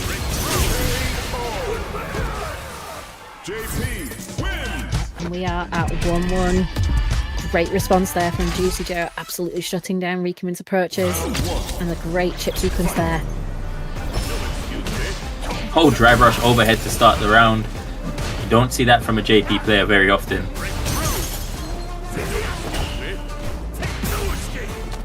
Back dash. Throw. To correct the headbutt.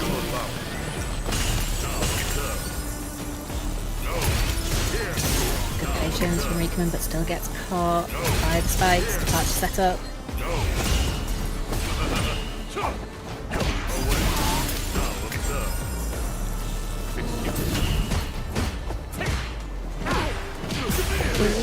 The stop sign once again hitting. Gonna take Juicy Joe here into throw, but which would kill range. Juicy Joe fights back. Reekman's got the claws in all that distance once again.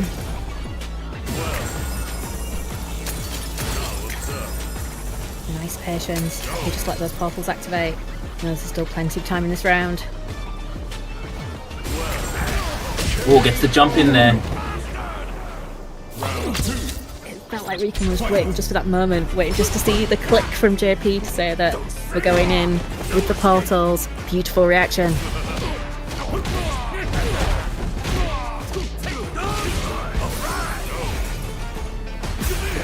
Praise the sun. The install is ready for extra sumo power for Honda. We've already spent it. Got a good life lead here for Reekman's Banner. Yep, Juicy Joe gonna need to fight back here with a life deficit. That's a good way to start. Drive rush overhead. I remember. I just got remembered about Damascus tweet. He wants Loki Reekman's Banner to win the event so we can see him walk. Sick. Sick from hours. Juicy Joe.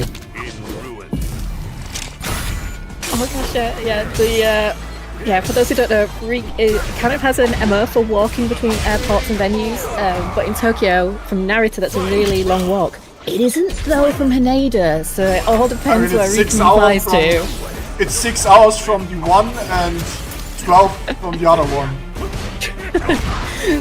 So Reek wants to fly to Haneda for that one, I think. The 6 is better.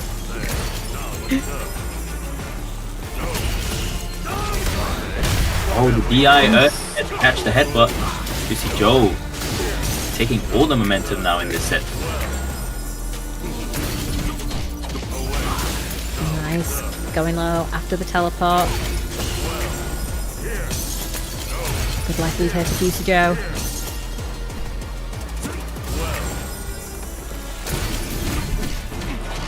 And a mix. Level 2 available here. Oh, misses the level 2. Ooh. Can we come and bring it back? Oh, gets the jump over with the cross up. Juicy Joe going ahead in this set now. Yep, we're having a little bit of a break. Yeah, Reekman probably just taking a second there, recomposing. Smart thing to do. And while he does, it's a great time to shout out JNV11 for a $45 direct contribution to the Match Arena. So we have made the $150 mark. Thank you to everyone who has contributed, but there is no reason to stop yet, because although the top 3 are getting paid, we can always keep boosting that prize pool further. Going straight back in here now. Reekman's Barnet needing to make another answer here for Juicy Joe, but Juicy Joe just looks so solid now. He looks like he's so settled into this set. Definitely looking more at home in the match as the time has gone on. Cody headbutt to get through the string there. Hold the burnout. Gets the drive impact as well. Big damage, not going to be enough to kill. Not quite yet. But best pressure is going to be enough, finding those count hits. Reekman maybe back on track. Short shoutouts to the 700 viewers on Twitch and the 600 on YouTube. Just a few people watching. Yeah, you have 1,000 of you watching on here. Watching to see who's going to make it into the Capcom Cup. Actually, sorry, 500 on YouTube. Don't blame them. This is a stacked region and it has been a sick tournament so far. Right now, Texture is in control. Lockdown. Big damage here. Reekman should be able to take it. That should make it 2-2 now. What a set for winners finals. Exactly what you want to see, you know, game 5. Reekman kicked things off really, really strongly. Then Joe came surging back like, nope, you not got me yet. And now Reekman has tied it up. We are going to the final game. Round 1. Fight. Gets the jump over there. There's Reekman. Juicy Joe answering there with the amnesia. I think this is the most I've seen Juicy Joe amnesia in the entire time I've been watching him play. I think you're right. Normally he's pretty sparingly with it, but in this match it's like, no, I don't want Hunter anywhere near me. Go away, please and thank you. Honestly, even against Phenom, I've seen him amnesia quite a lot more than I'm used to, but it's working out so well for him today. He gets the perfect KO to put himself onto set point.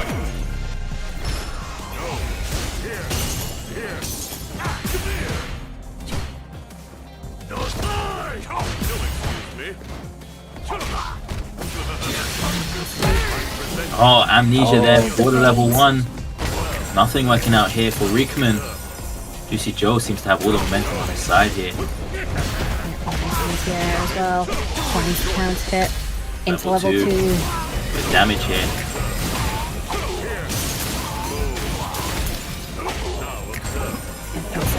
He's going to be brutal. That should be the set there. Double perfect to make it 3-2. Juicy Joe moves on to grand finals in the winner's side. The double P. How that's a message being sent to the rest of the competitors in this tournament. Yeah, just a little bit. Just oh yeah, no, you may get me to 2-2, but then I'm locked in. I've got this today. And Reekman's Bonnet still in though. Gonna drop into the loser's side, into the loser's finals, but can force this run back here if he is able to win his next set against the winner of Phenom and Shady Imposter. It's going to be a good one. Shady Imposter has beaten Phenom in World Warrior before, so can he bring that level of performance back out today? This is the time to do it, if he can. And we've just seen Phenom fighting against Magikarp as DJ. Gonna have a run back of the same matchup potentially here. He will be fighting against Shady Imposter, who is a very different DJ to Magikarp though. So let's see how he reacts, how he adapts to the style change. Yeah, I think that's a really excellent point. Is that because the feel is definitely very different. I think Shady Imposter likes to be a bit more up close, whereas Magikarp is kind of more of a mid-range DJ. But I think we'll probably still see the Mai, just because it worked really well in this matchup. It feels like, why would you go to Cammy when you can start off with Mai and then switch if you don't want to? Of course, and you know what? First to 3 again. Phenom has his time to adapt. Shady Imposter has his time to adapt. I'm really interested to see out the gates what approach they both come with, because I feel like getting an early lead in the set is important for the mental side in the first to 3, but it could also go against you. We've seen a lot of comebacks here today as well in this tournament. Yes. Yeah, absolutely right. It's definitely like winning round 1 is not guaranteed that momentum's going to stay with you, because particularly with first 3, that could be when your opponent's gathering that data and finding all those ways that they're going to go, yeah, so you won doing this, this and this. These are the chinks in your armor that I'm going to exploit to be able to get the win in the end. Yeah, of course. And you know what? I feel like we're going to see a real different approach here from both of these guys from what we had seen Phenom against Magikarp for sure. But then, I don't know, I actually would be interested to see if Phenom would even go for the Cammy here because of the style change, because I feel like Cammy is a better wall to check this kind of stuff, whereas Mai is good when someone backs off you a lot and moves themselves to the corner. That's a really good point. And I think like if Shady Imposter is going to go for the sways a lot, Crouch Medium Punch is a good tool to kind of like deal with that from Cammy's side, just because it has all that range and, you know, has a lot of nice options to follow up after it as well. Yeah, of course. And we just seem to be waiting here. Phenom's probably in ranked. No, he's keep warm. He's in the bathroom and said 1 second. No, I'm already. Okay. You see, Phenom has produced trust issues within me here now. It's the host / TO mindset, isn't it? It's like, someone's not here. Why aren't they here? But, you know, as long as you've communicated clearly to the TOs, then all is well. And it sounds like Phenom has done just that. So in this situation, be like Phenom. Tell your TOs where you are, whether you're at a tournament online or offline, if you need to take a break for a little bit. You know what? I think this is all mind games from Phenom, because you're telling me in that last set he didn't decide to go to the bathroom. He waited until it was time to play and said, you know what? I'm going to the toilet now. Right, it definitely feels like that. Yeah, it feels like mind game energy. You're so right, Chibs. Making him wait, making Shady Imposter wait longer than needs be. Ooh, early burnout here for Phenom. And Shady Imposter making most of it, going here for a lot of sways, baits the throw. Jackknife Maximum to go into the corner. Get the party started. We're seeing here the aggression from Shady Imposter, gets the early stun here. Phenom having to answer back there with the ODDP and straight back from Shady Imposter. That was nice. Oh wait, I've got one of those too. You can't just do that to me. And we bait the level 1. Lovely. Baits the level 1. Round 2. Fight. And we're seeing the style change again, how important it is. Even for Phenom, just fighting against Magikarp, who is a lot slower paced, is more neutral based, is a lot more controlled. The Shady Imposter is willing to throw dirt in your eyes. He doesn't really mind going for those more aggressive approaches with DJ. He knows where his character is strong and what people struggle with. Yeah, you're absolutely right, and it's making a real good use of the tools that DJ has. Like, he's there, he's got the sways, he's got the knee drops, so use them to get in and really make your opponent's life difficult.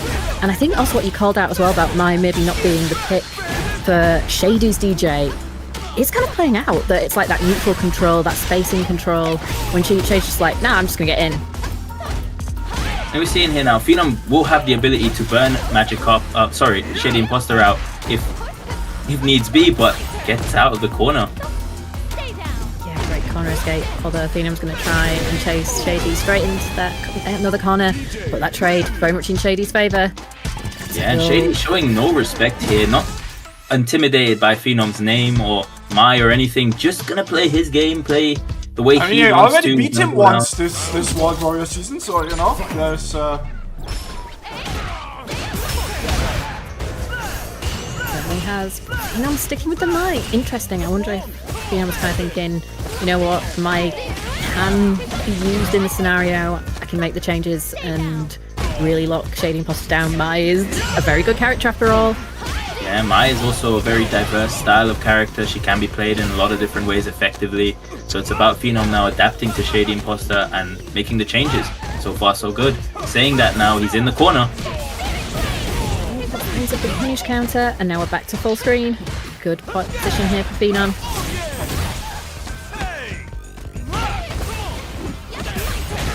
Oh, gets the crouch medium kick there. It's able to take the round there for Phenom. Lovely stuff. I suppose this is the benefit of staying on the character, kind of going, okay, right, I found, you know, analyse the chinks in your armour. You know, I'm not in the Mai groove. These are the things I'm going to do to exploit. I don't need to then kind of get back into the Kami mindset, although of course with Phenom, that's not going to be a problem for him at his level. He is not a mere mortal. And burning himself out here, but we've seen Phenom in Burnout a lot today and he just looks so comfortable. He looks like he's really practiced playing in general in this game with Burnout, because it is an important part to be comfortable playing in Burnout too. It is, and I think it's maybe taking some inspiration from some of the recent performances, you know, in person. Like, Hanao was very much like a fan of going into Burnout. Noah's been having some great results with that strategy as well, so maybe Phenom's been like, I'm gonna put some of that in my gameplay too. And now we're seeing Phenom here taking the round here to make it 1-1 in this set.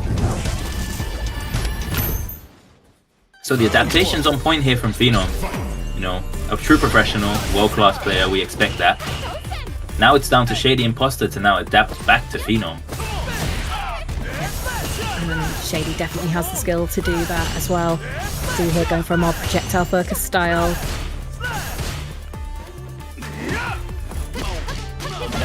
Got a good interrupt there from Phenom. Nice defense from Shady.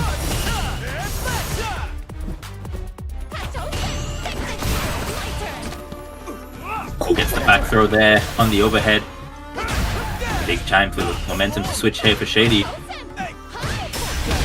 Ooh, decides to try reversal against the sweep. Not exactly what he would have wanted, but still has control of the corner here. Getting some good damage on the board. Jumps over the DI. Will he be able to take the round here? No, not with the level 1, not enough damage. But oh, beautiful. Gets the parry bait there.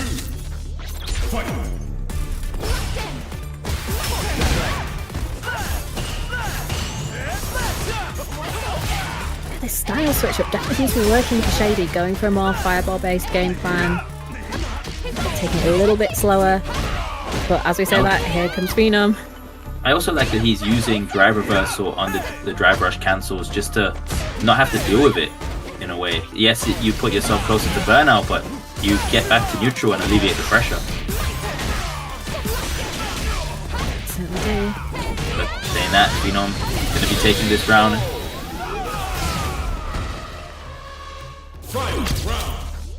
It's got us all tied up. 1 game apiece, 1 round apiece. Everything is even once again. We've been seeing this so much today.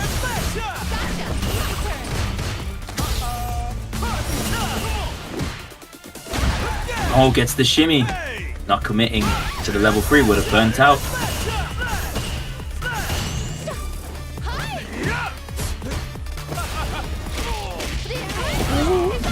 Nice jump there from Phenom, managing to catch the back sway. Guzzler catches Shady standing.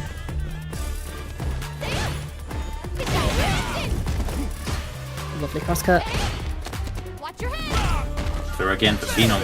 Definitely trying to hold this corner. Will be able to take this third game here, taking the lead into the set with the level 2.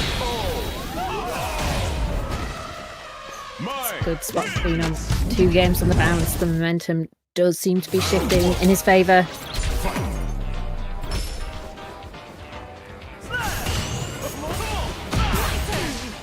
And Noah whiffs the drive rush button in front of Phenom. Phenom gets the whiff punish.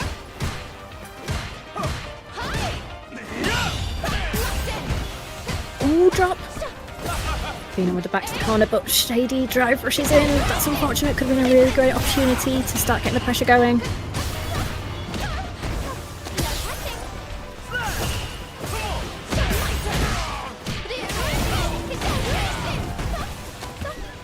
Gets the throw here for Phenom. 1 more should be enough for the round. Oh, no, sorry, he's on a pixel. Shimmies and still gets the throw. Phenom moved onto set point. Mental damage.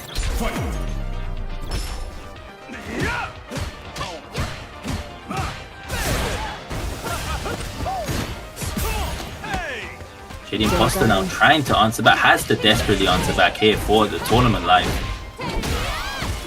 Yeah, it is losers semis, so it's do or die time for Shady Imposter. Phenom once again spending a lot of drive gauge, so maybe Shady can force the burnout and make the most of the opportunity that might bring. Shady's also spending a lot of drive gauge just to close this space and put pressure on Phenom.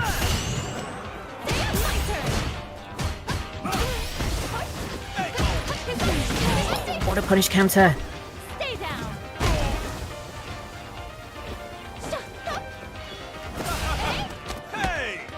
Nice cross under from Shady. Finds the throw. Phenom says no thanks to any of that though. Oh no, just decides to slide in and that's gonna be it. Shady Imposter went for it all with that slide and Phenom blocked it, was able to punish counter and take the entire set there. Phenom will be moving in to losers finals. Yeah, great stuff from Phenom. It was a fantastic start for Shady, and I think as well this is a great time for us to congratulate Shady on a super impressive World Warriors season. Shady's been doing so well in World Warrior for a good few years now, had some amazing Street Fighter 5 performances as well, so it's great to see him still coming through and putting in the work in Street Fighter 6. And top 4 in EU Northeast World Warrior is no mean feat at all. Of course, an excellent, consistent season for Shady Imposter. A lot of positives to take, and the only way from here is up. Certainly is. And a great play again from Phenom, really adapting well to Shady's style of DJ that we were seeing there, and great stuff that you've pointed out before the game, Shivs, that it would have to be a very different style, but we saw then Shady actually moving and blending between the more rush down style of DJ, the more mid-range slow style of DJ as well, so very well played from Shady. But Phenom was able to take it 3-1, so it's going to be what has become a World Warrior Northeast Classic of Reekman's Barnet versus Phenom once again, to see who is going to go into grand finals to face Juicy Joe. Yeah, of course. And you know what? I've seen Reekman win. I've seen Phenom win in this matchup. I'm not sure if we're going to see the Mai or the Cammy from Phenom. You know, I've seen him play both at different times against Reekman this season. I think we may see the Mai, though. I think we may see the Mai. He's on good momentum with the Mai. He's won 2 sets back-to-back with Mai. Lost to Cammy at the start of the day. Maybe we see Mai for the rest of this tournament. Yeah, I think you're onto something with that, because it definitely feels like, would you want to bring the Cammy back to Joe after Joe was super ready for it? Maybe not. So keeping on Mai and keeping everything nice and fresh definitely could be the right strategy to go for here. And it's one where maybe Yeah, I don't think Cammy Honda. So I know actually some people think that the Cammy Honda matchup isn't always in Cammy's favour because Headbutt's really good at dealing with dive kicks. So you're kind of blocking out some of Cammy's best tools. So maybe as well from that point of view as well, playing Mai into Honda might be just a good tactical decision anyway from Phenom, and it might then play into the overall strategy for the rest of the tournament really well as well. Yeah, of course. And you know, we've seen both of these guys win at different points in this this World Warrior series. So it's going to be interesting to see if Reekman can go against the favorite character here of the chat, which is Mai, and win this and get his run back with Juicy Joe. Yeah, I can feel everyone in the chat absolutely loves Mai. We have Mai fans all the way down. So it'd be great to see all the Honda fans like pop in for a bit and be like, Joskoi, it's time for some sumo action. I can actually feel everybody just with Reekman's bonnet right now. Everybody who spams Resident Sleeper gets a timeout. Okay, don't even try. Yeah, no, we want hype here for Reekman's Barnet. Send him your sumo power. The power of sumo needs to be with Reek to be able to get through this. If you want to see Reekman get up to that grand final, show your support. But also cheer on for Phenom as well. Phenom's been putting in the work all season, and this is going to be a hype set between these two players. Reekman's bonnet there, smartly jumping into the OD fan just to avoid being put into burnout. But Phenom's still going to be able to take the round. Round 2. Fight. Yeah, great start for Phenom. There's a long way to go. We said quite a few times, haven't we, Shivs, that first to 3 is different beast and there is plenty of time for adaptation. That's a nice start for Reek. Yeah, and stand medium punch definitely going to be one of his main tools in this matchup. Unfortunately, that level 3 goes under the jump in. Going to put himself into burnout and now pretty much checkmate here. Will be able to DI at any moment here, Phenom. Oh, what a backdash! That is critical. This could save Reekman. Oh no, that always hurts so much to say when you get the check but still get out by the fan, but Reek is still alive until he's not. My god, it felt like that burnout was never ending. Round 1. Fight.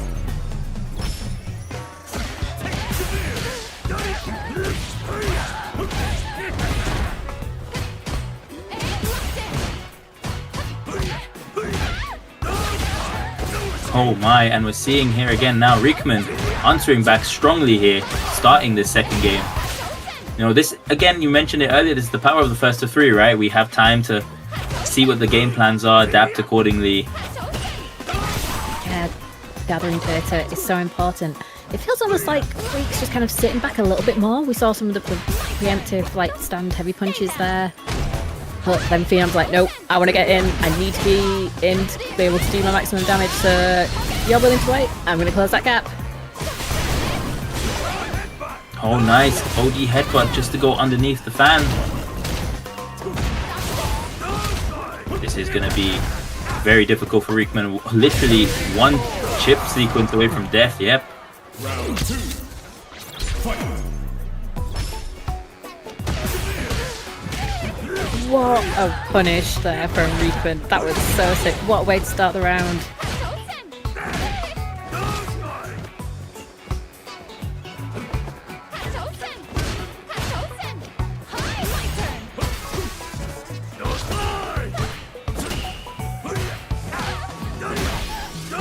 Getting most of his mileage here off that stand medium punch. Definitely the go-to button here for E-Honda. It's a stop sign for a reason, isn't it? Oh, going for the OD Oi choke throw to take the round, but going to be burnout as a result of Phenom waking up with level 1. Level 2 here for Phenom. Yep, and should be able to get a follow-up. Yeah, not going to be enough to kill, but in chip range here now is Reekman. Get shimmied. Unfortunate for Reekman. 2-0 for Phenom. This is the time where Reek really needs to dig deep and find a way through to deal with everything Phenom's bringing, and we block the DP. Attack the drive DI gauge. combo there. Yep, to burn the drive gauge out. Both of these guys wanting their run back here with Juicy Joe, waiting in winner's side of Grand Finals. And that's a great answer there from Reekman. Yes, that's exactly what he needed. Can this be the start of turning the tide? If nothing else, it'd be great to see this go to 2-1 because we want more games.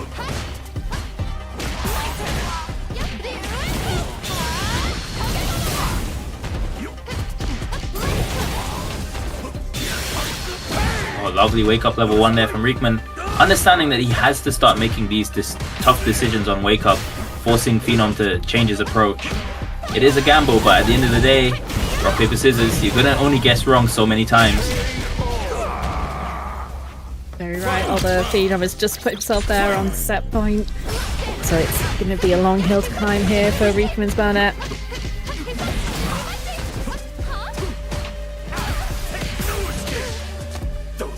Phenom here on set point, yeah, to go into Grand Finals. Reekman vying for his life in this tournament.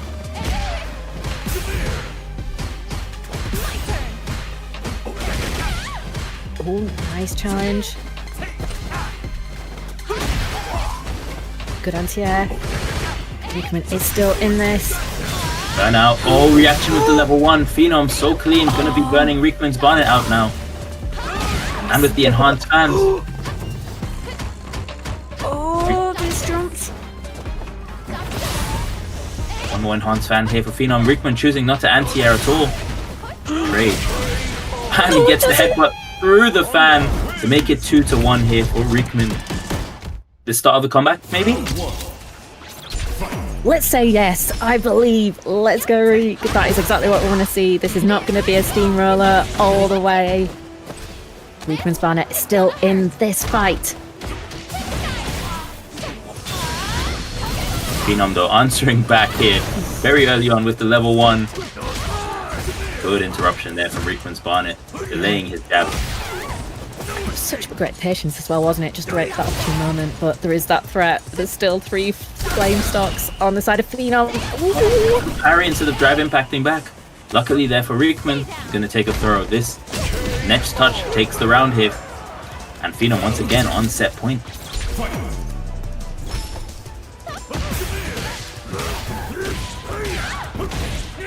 Start for Reekman.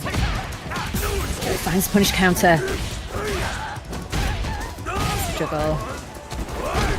Set up. Waicho throw. Oh no, gets caught by the back jump. Now Phenom can set up with these fans enhanced. I don't like the burnout for Reekman in this situation. You don't want that when you've got like 5 flame stocks.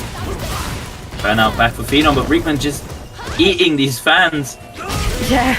Doskoy takes the round, staying alive in this set. Reekman fighting back. Doskoy! The power of Sumo compels him.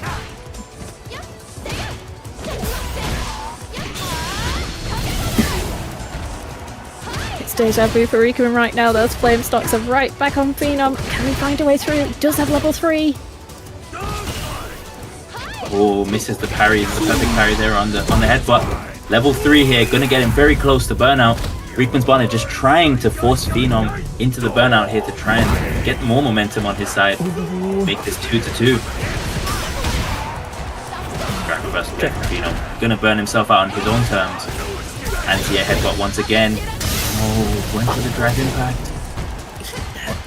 Phenom's got the reactions. You can't just bring the DI unless you do it in the middle of a string. This is a great opportunity for Reekman's Bonnet.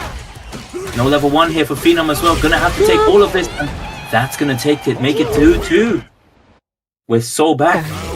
Guys, come on. If you know, we've seen how the chat is feeling. So right now, you need to send your energy to whoever you want to win this match because it is sick. We are going to 2-2. Can Reekman make the reverse sweep? If I'm Juicy Joe in Grand Final winner's side right now, I'm thinking, do I want to fight either of these monsters? I don't know which one I'd rather fight more or less. Oh no, with level 1, and Phenom doesn't take full advantage of that. Gets another opportunity here. Very scrambly. Should be able to take the round here. As Phenom, yes, had to spend all of his resources to do so. but again, on set point. I think it's worth it for set point, but maybe that's something that gives Reekman a little bit of hope, that because you can't get the level 1 going quite as quickly.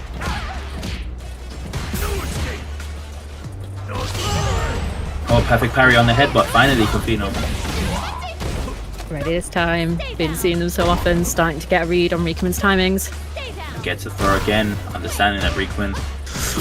Oh no! Very patient approach. Oh, it's the DP, stop him from jumping out. Reekman though still has all the screen space to work with now. Not anymore, so back in the corner, thanks. Back throw from Phenom. Players close to burnout here. Both players now putting themselves into burnout. Coming in with butt slam. Oh, chutter again. Again. Good chip sequences. Oh, level 2, this should take it. Yep, Phenom reacting to the headbutt and eliminates Reekman's Barnet, moving himself into grand finals. Oh, what a play from Phenom. What a set. Reek nearly had it. I believed, but it wasn't enough. But 3rd place for Reekman's Barnet. What a performance. This has been a hell of a tournament, hasn't it, Shivs? Yeah, and you know what? Reekman with that comeback never gave up, stuck with it the whole way. Very nearly made that full comeback, but credit to Phenom staying composed, able to make that clutch reaction to put himself into grand finals with another run back now with Juicy Joe. Yeah, this is one again where do you think he's going to go back to Cammy? I think we're going to see I think you're right, Shivs, that we're going to see the Mai, and that's the strategy. Well, I mean, it was 3-2 the first time they played. It was very, very close. So if he does stick with the Cammy in the JP matchup, I'd understand completely. But it feels like all his momentum is with Mai right now. You've got to want to keep that going, particularly at these clutch moments, to be able to finalize that win. Because you don't want to lose that momentum at a time like this, because it's heartbreaking that only one of these guys can make it through to Capcom Cup. Juicy Joe or Phenom, it doesn't really feel right, and that's the same with all the players that we've lost through the tournament. But something we haven't lost is the match arena. Has $150 in it, but there is no need to stop now. Yeah, last chance to put some money in. Yep.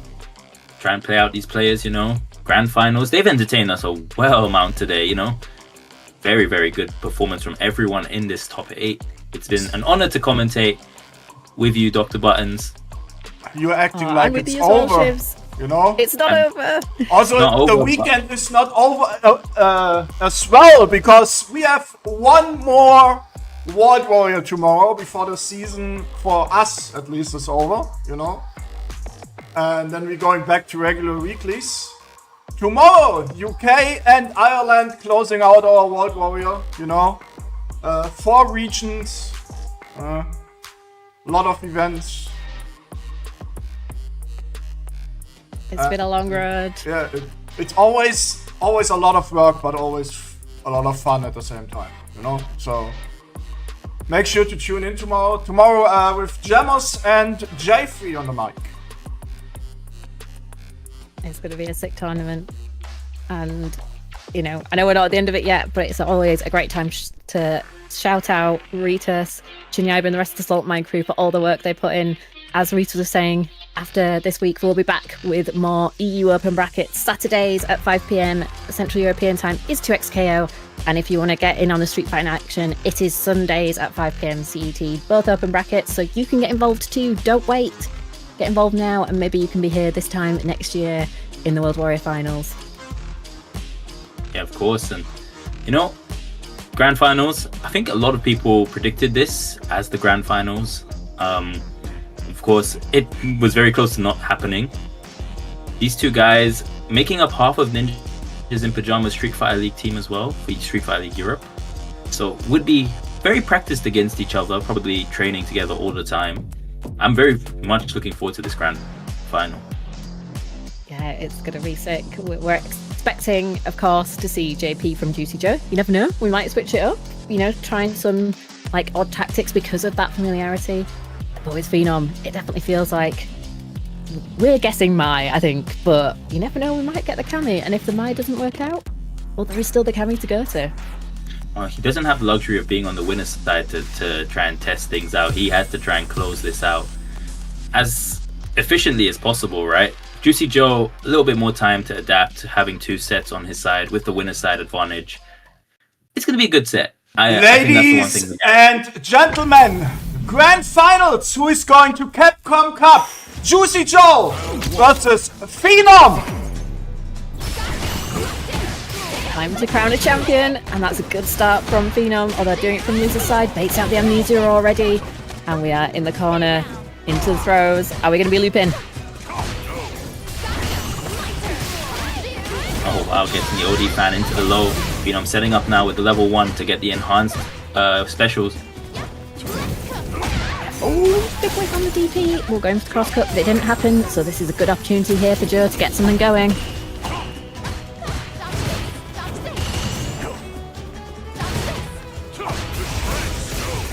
One stock still available for Phenom, uses it there on the OD. Juicy Joe going for the OD amnesia now. Phenom in a very good position here. Will be able to chip. Just needs to find the right opportunity, and there it was. The fan made it through, no chip needed.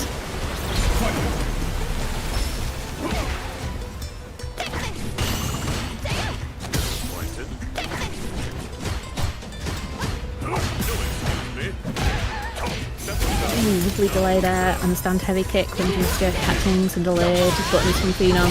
But here we go again. The level 1 is here, the flame stocks are unlocked. But Joe's ready, all of JP zoning to be like, no, you're not gonna run in after those fans on me right now. Goes for the teleport this time, just trying to get that drive gauge back as quickly as possible. Phenom though getting the low forward into the drive rush.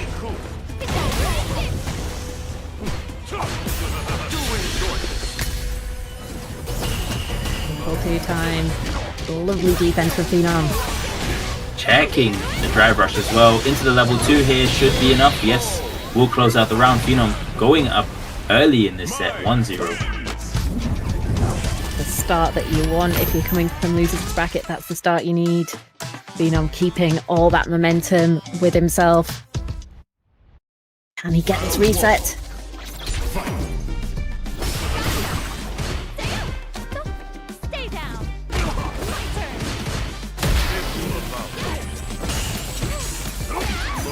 The amnesia helping Juicy Joe just to get out of the corner a little bit here, set back up the zoning.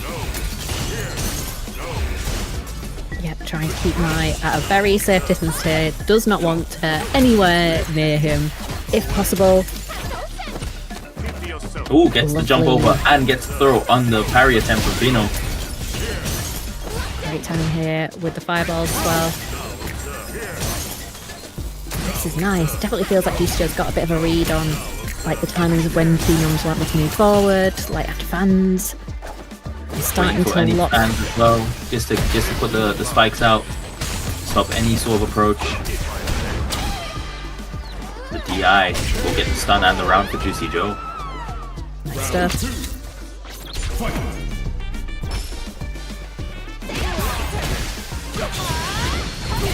Early level 1 here for Phenom, just really wanting to get those stocks out, you know, making the raw fan a lot better. But a misconfirm there, and that's going to be big punish there for Juicy Joe into the level 2. Yeah, able to get the side switch and stacks of damage here, both on the health bar and on that drive gauge. Oh wow, the burnout there as well.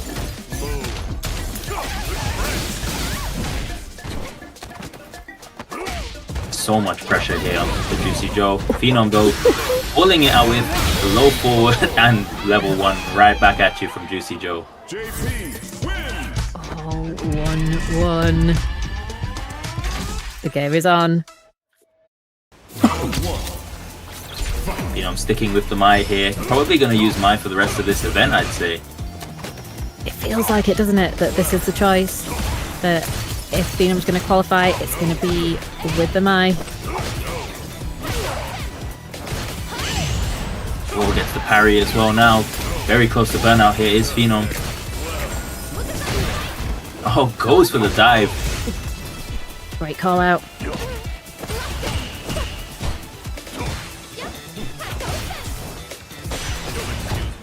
Ooh. What a bait from Juicy Joe. Bones. Yeah, and of course, with the changes, recent changes, now with a whiff level 1, Mai does not get her 5 stocks. She certainly doesn't, and it's a beautiful DI to be able to close it out. No response available for Phenom. Great awareness from Joe.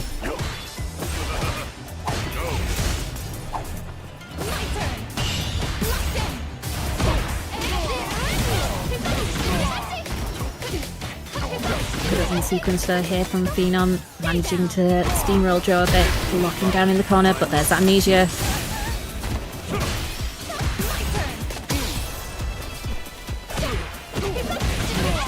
It's a confirm again for Phenom. Taking Juicy Joe into the other corner now. Oh, and gets the punish counter throw. Good round there from Phenom. Oh, once again, 1-1, 1-1. It has been like the star of the day, hasn't it, Shivs? Yeah, of course. You know, we've been seeing 1-1s all days. We've been seeing rounds go back and forth. Very, very good tournament for the casual viewer to watch, for sure. It certainly has. Oh, again. Not only managed to find a counter hit this time for Juicy Joe. Level 2 pickups. And out as well for Phenom.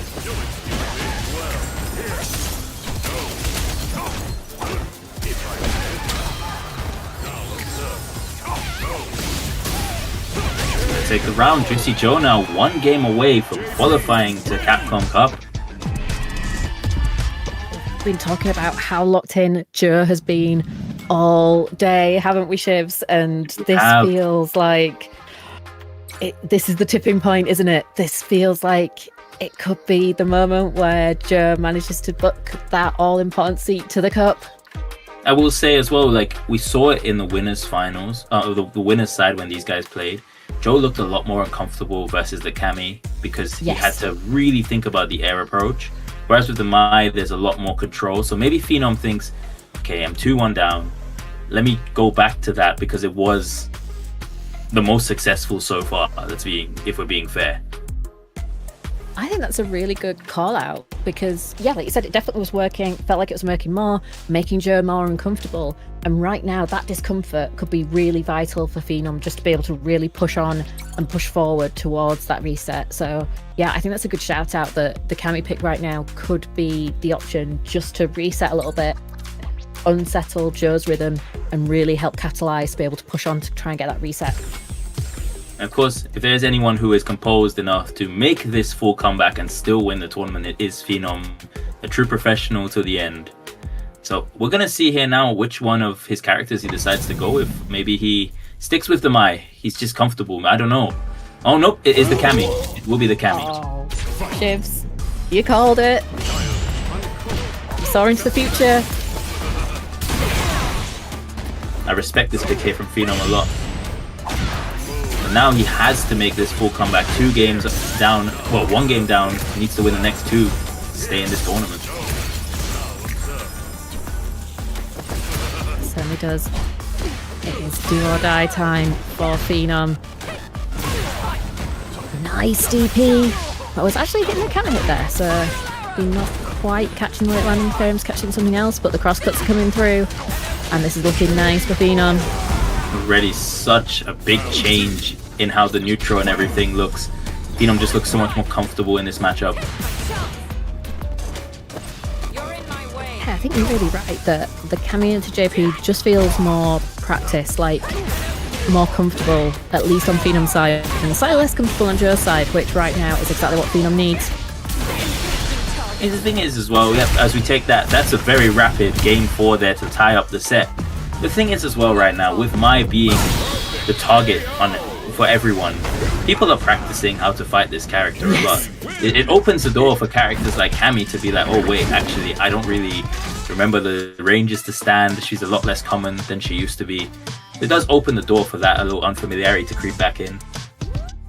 Yeah, that's a good point. And I think as well from a strategy point of view, Street Fighter 6, well, I think on most fighting games, if you can have more than one character, it's just good in general, isn't it? Because you can, even if someone is familiar and has practiced both matchups for both your characters, you still have that slight wobble, don't you, sometimes, where you kind of force someone to go from, okay, I'm in my mode, alright, I'm in Cammy mode, I'm looking for different things, and you've got that slight time to for that adaptation to fully kick in as well.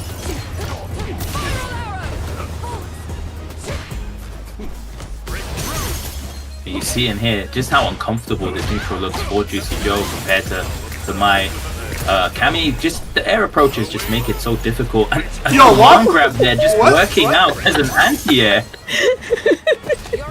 Maybe that's the answer. This Oh, matchup, you snap. don't worry about any of the anti-airs. You know someone's uncomfortable when they're doing things like that. Like that just happened to work out, but that could have been really bad. It could, but the gods of I'm Street not Fighter even with sure Juicy if Joe. you wanted to do that. I'm going with yes. Why not? Let's say that was totally calculated. 'cause it was Juicy sick. Joe is on Capcom Cup qualification point. Once again, yep, Juicy Joe's. Despite the fact that we're saying he's looking uncomfortable, he is still ahead in this set. And 1 round away now for qualifying for Capcom Cup. Qualification point. If Phenom wants to keep rolling, he needs to make it work now. Oh, and this is going to be the An level approach. 2, going to force the burnout. So now Phenom is going to have to do this, come back the hard way. Still going to have level 3 available, but in the corner against JP, very difficult position. Oh no! Missed it! He went for the killing blow there, and Phenom managed to jump out and get the level 3. And is going to potentially force the burnout. Oh! And wake up DI. But Phenom will have his drive gauge Oh. back now. Oh. 1 bar of super available for Joe. Oh! And the ghost just takes the second. Congratulations to Juicy Ow. Joe qualifying for Capcom Cup. Let's go! Oh, wow. That was a crazy way to end it. It certainly was, but that's the time, isn't it? You've got to be on fire at all times in this game, and Juicy Joe was, so congratulations to Juicy Joe. You will be going to Japan for Capcom Cup, and of course, GG's as well to Phenom. So consistent throughout this entire season. It's heartbreaking that only one of you gets to go. This region should have had 2 qualifiers. Yeah, I mean, look, Phenom and Juicy Joe, fantastic players, both of them. Everyone in this top 8 can be proud of their performances, Both of those guys will be on the same Street Fighter League team for SFL Europe. So, still a good performance from everyone here today. Yeah, excellent performances all around. What a bracket. So many 3-2s, so many close sets. This is exactly what you want, and it's just showing the depth of the talent in this scene. So many strong players were here today, and so many strong players didn't make it through. It's such a great scene, and it's amazing to have been able to see them show out in such great form today for the World Warrior Finals. We will have an interview with Juicy Joe in a second, but before we do that... where is it? There it is. I do have a question though. After this, so starting from back to front, in 7th place here we have Kyito and Veggy. In 5th place we have Magikarp and JNS. Dr. Buttons, would you like to close us up on the top 4? Oh, thank you very much. So, well, so in 4th place, it was the fantastic Shady Imposter representing Poland with the DJ. 3rd place, Reekman's Barnet for Kelowna Sport from Sweden with the Honda. Then in 2nd place, it was Phenom with the Mai, with the Cami representing Ninjas in Pyjamas from Norway. But our champion and Capcom Cup qualifier is, of course, Ninjas in Pyjamas, Juicy Joe representing Sweden with the JP. And there he is, ladies and gentlemen, Juicy Joe. Congratulations on qualifying for Capcom Cup. Congratulations! Yeah, thank you so much. It's amazing. How does it feel? How do you feel right now? I'm very happy, of course, and I'm very high up with the feelings. Absolutely should be. That's exactly how you should be right now. How did it feel going into grand finals on winner's side and standing face to face with Phenom's Mai rather than the Cami to start things off? Yeah, the Mai is. It was a. Of course, we played a lot that matchup too, but yeah, it was. It felt like it would be quite difficult actually, but yeah, I managed to close it out.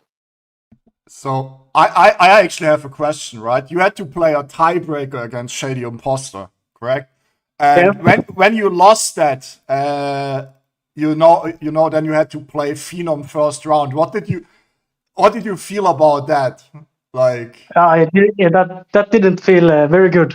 yeah, I bet. Because it's so difficult versus him, and we're getting closer and closer together. So yeah. That was quite sad also.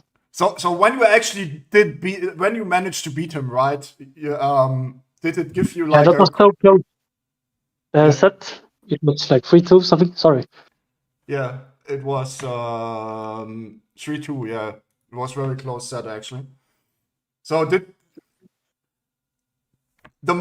must have been the moment where you said, yeah, it's really my time today, right? Because like beating like the favorite probably of the entire event in the first game. Honestly, I feel like after that game, it was like I didn't even think about even being in grand final because I wasn't. So I didn't want to think about the future, only to see next opponent and and go from there. I've got a question for you, Juicy Joe. What is your preparation like right now for this tournament, for Street Fighter League coming up? Like, how are you preparing for all of these events day on day? Yeah, so I play quite a bit, and then of course I watch the opponents. What would you say is like your split of time right now? Yeah, my split of time is I like to play quite a bit to stay like fresh and try to find new things to use, and also I like to think just not playing or watching, just think a lot with myself, so that helps. I have another question. I ask this everyone. So, is there a player you really want to play against in Capcom Cup this year? If you have to choose, who do you want? No, you can only choose one. Who do you want? Who do you really want to have in your group because you really want to play against this guy? Who is it? Well, maybe the player who knocked me down in losers last Capcom Cup. That would be Lashore. That would be a good opponent. Okay, you're going the hard way, I see. Cool. But I remember this question from last year too when I qualified. It's quite funny, but and I said that I wasn't gonna play just one opponent. I'm coming for everybody. So that's what I'm gonna do this year too. Yeah, of course. Let's go again. You had a really good run last year, and I think you can make it quite far again. You know, going all in. So, any more questions? Buttons? Just? Yeah, I think one from me is that how do you obviously you're well known for the JP. Do you think the strategy going into Capcom Cup will just be to go really, really far in on the JP and just be like, JP is my guy? Or are you thinking of doing any pocket picks to have for any tricky matchups? Yeah, like the character I would choose to play is either Bison, if anyone, like all the other JP players. But I'm not sure. I like to play one character. I've been like this since Street Fighter 4. So yeah, I will probably stay with JP, but maybe for some matchups, Bison, but not very likely. That makes sense. It's been a strategy that's worked so well for you, and you're going to be a fantastic representative for the region at Capcom Cup once again. Yeah, thank you. Yeah, so congratulations once again to Juicy Joe. You know, see you in Japan at Capcom Cup. Yes. You know, we have one more tomorrow. Question. Oh, really? Last question we have UK and Ireland tomorrow. It's the last one. So who do you think will actually win UK and Ireland? Yeah, Lex is already out, right? Yeah, Lex is not there anymore. So actually, where is it? Are you in Chiefs? So, no, bro. Wait, I show it in a sec. Give me a second. Maybe So- ending. Give me a sec. I There we think go. Endu's a So good call. winner side is Ending Walker versus Sailors and Problem X versus Infectious.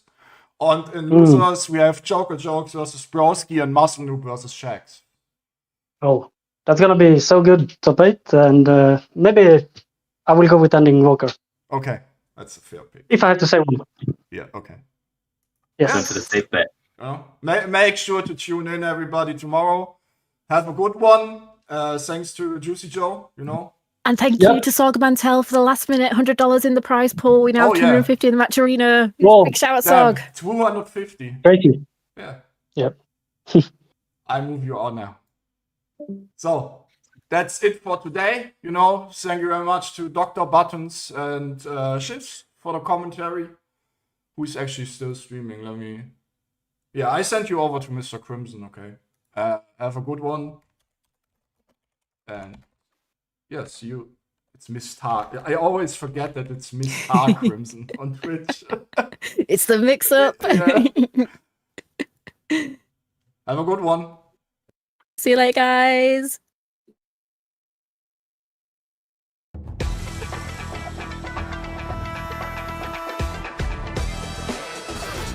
It's pretty much don't get hit moment. Oh my god, you got hit! Oh my god! About to get burned out. It was so clean. Oh, there it is, the nice reaction to DI. Hadouken! Didn't want any of it. Trying to drive push again. Caught him jumping back. Overhead, still going. Yeah, he can indeed just chip, but... No way!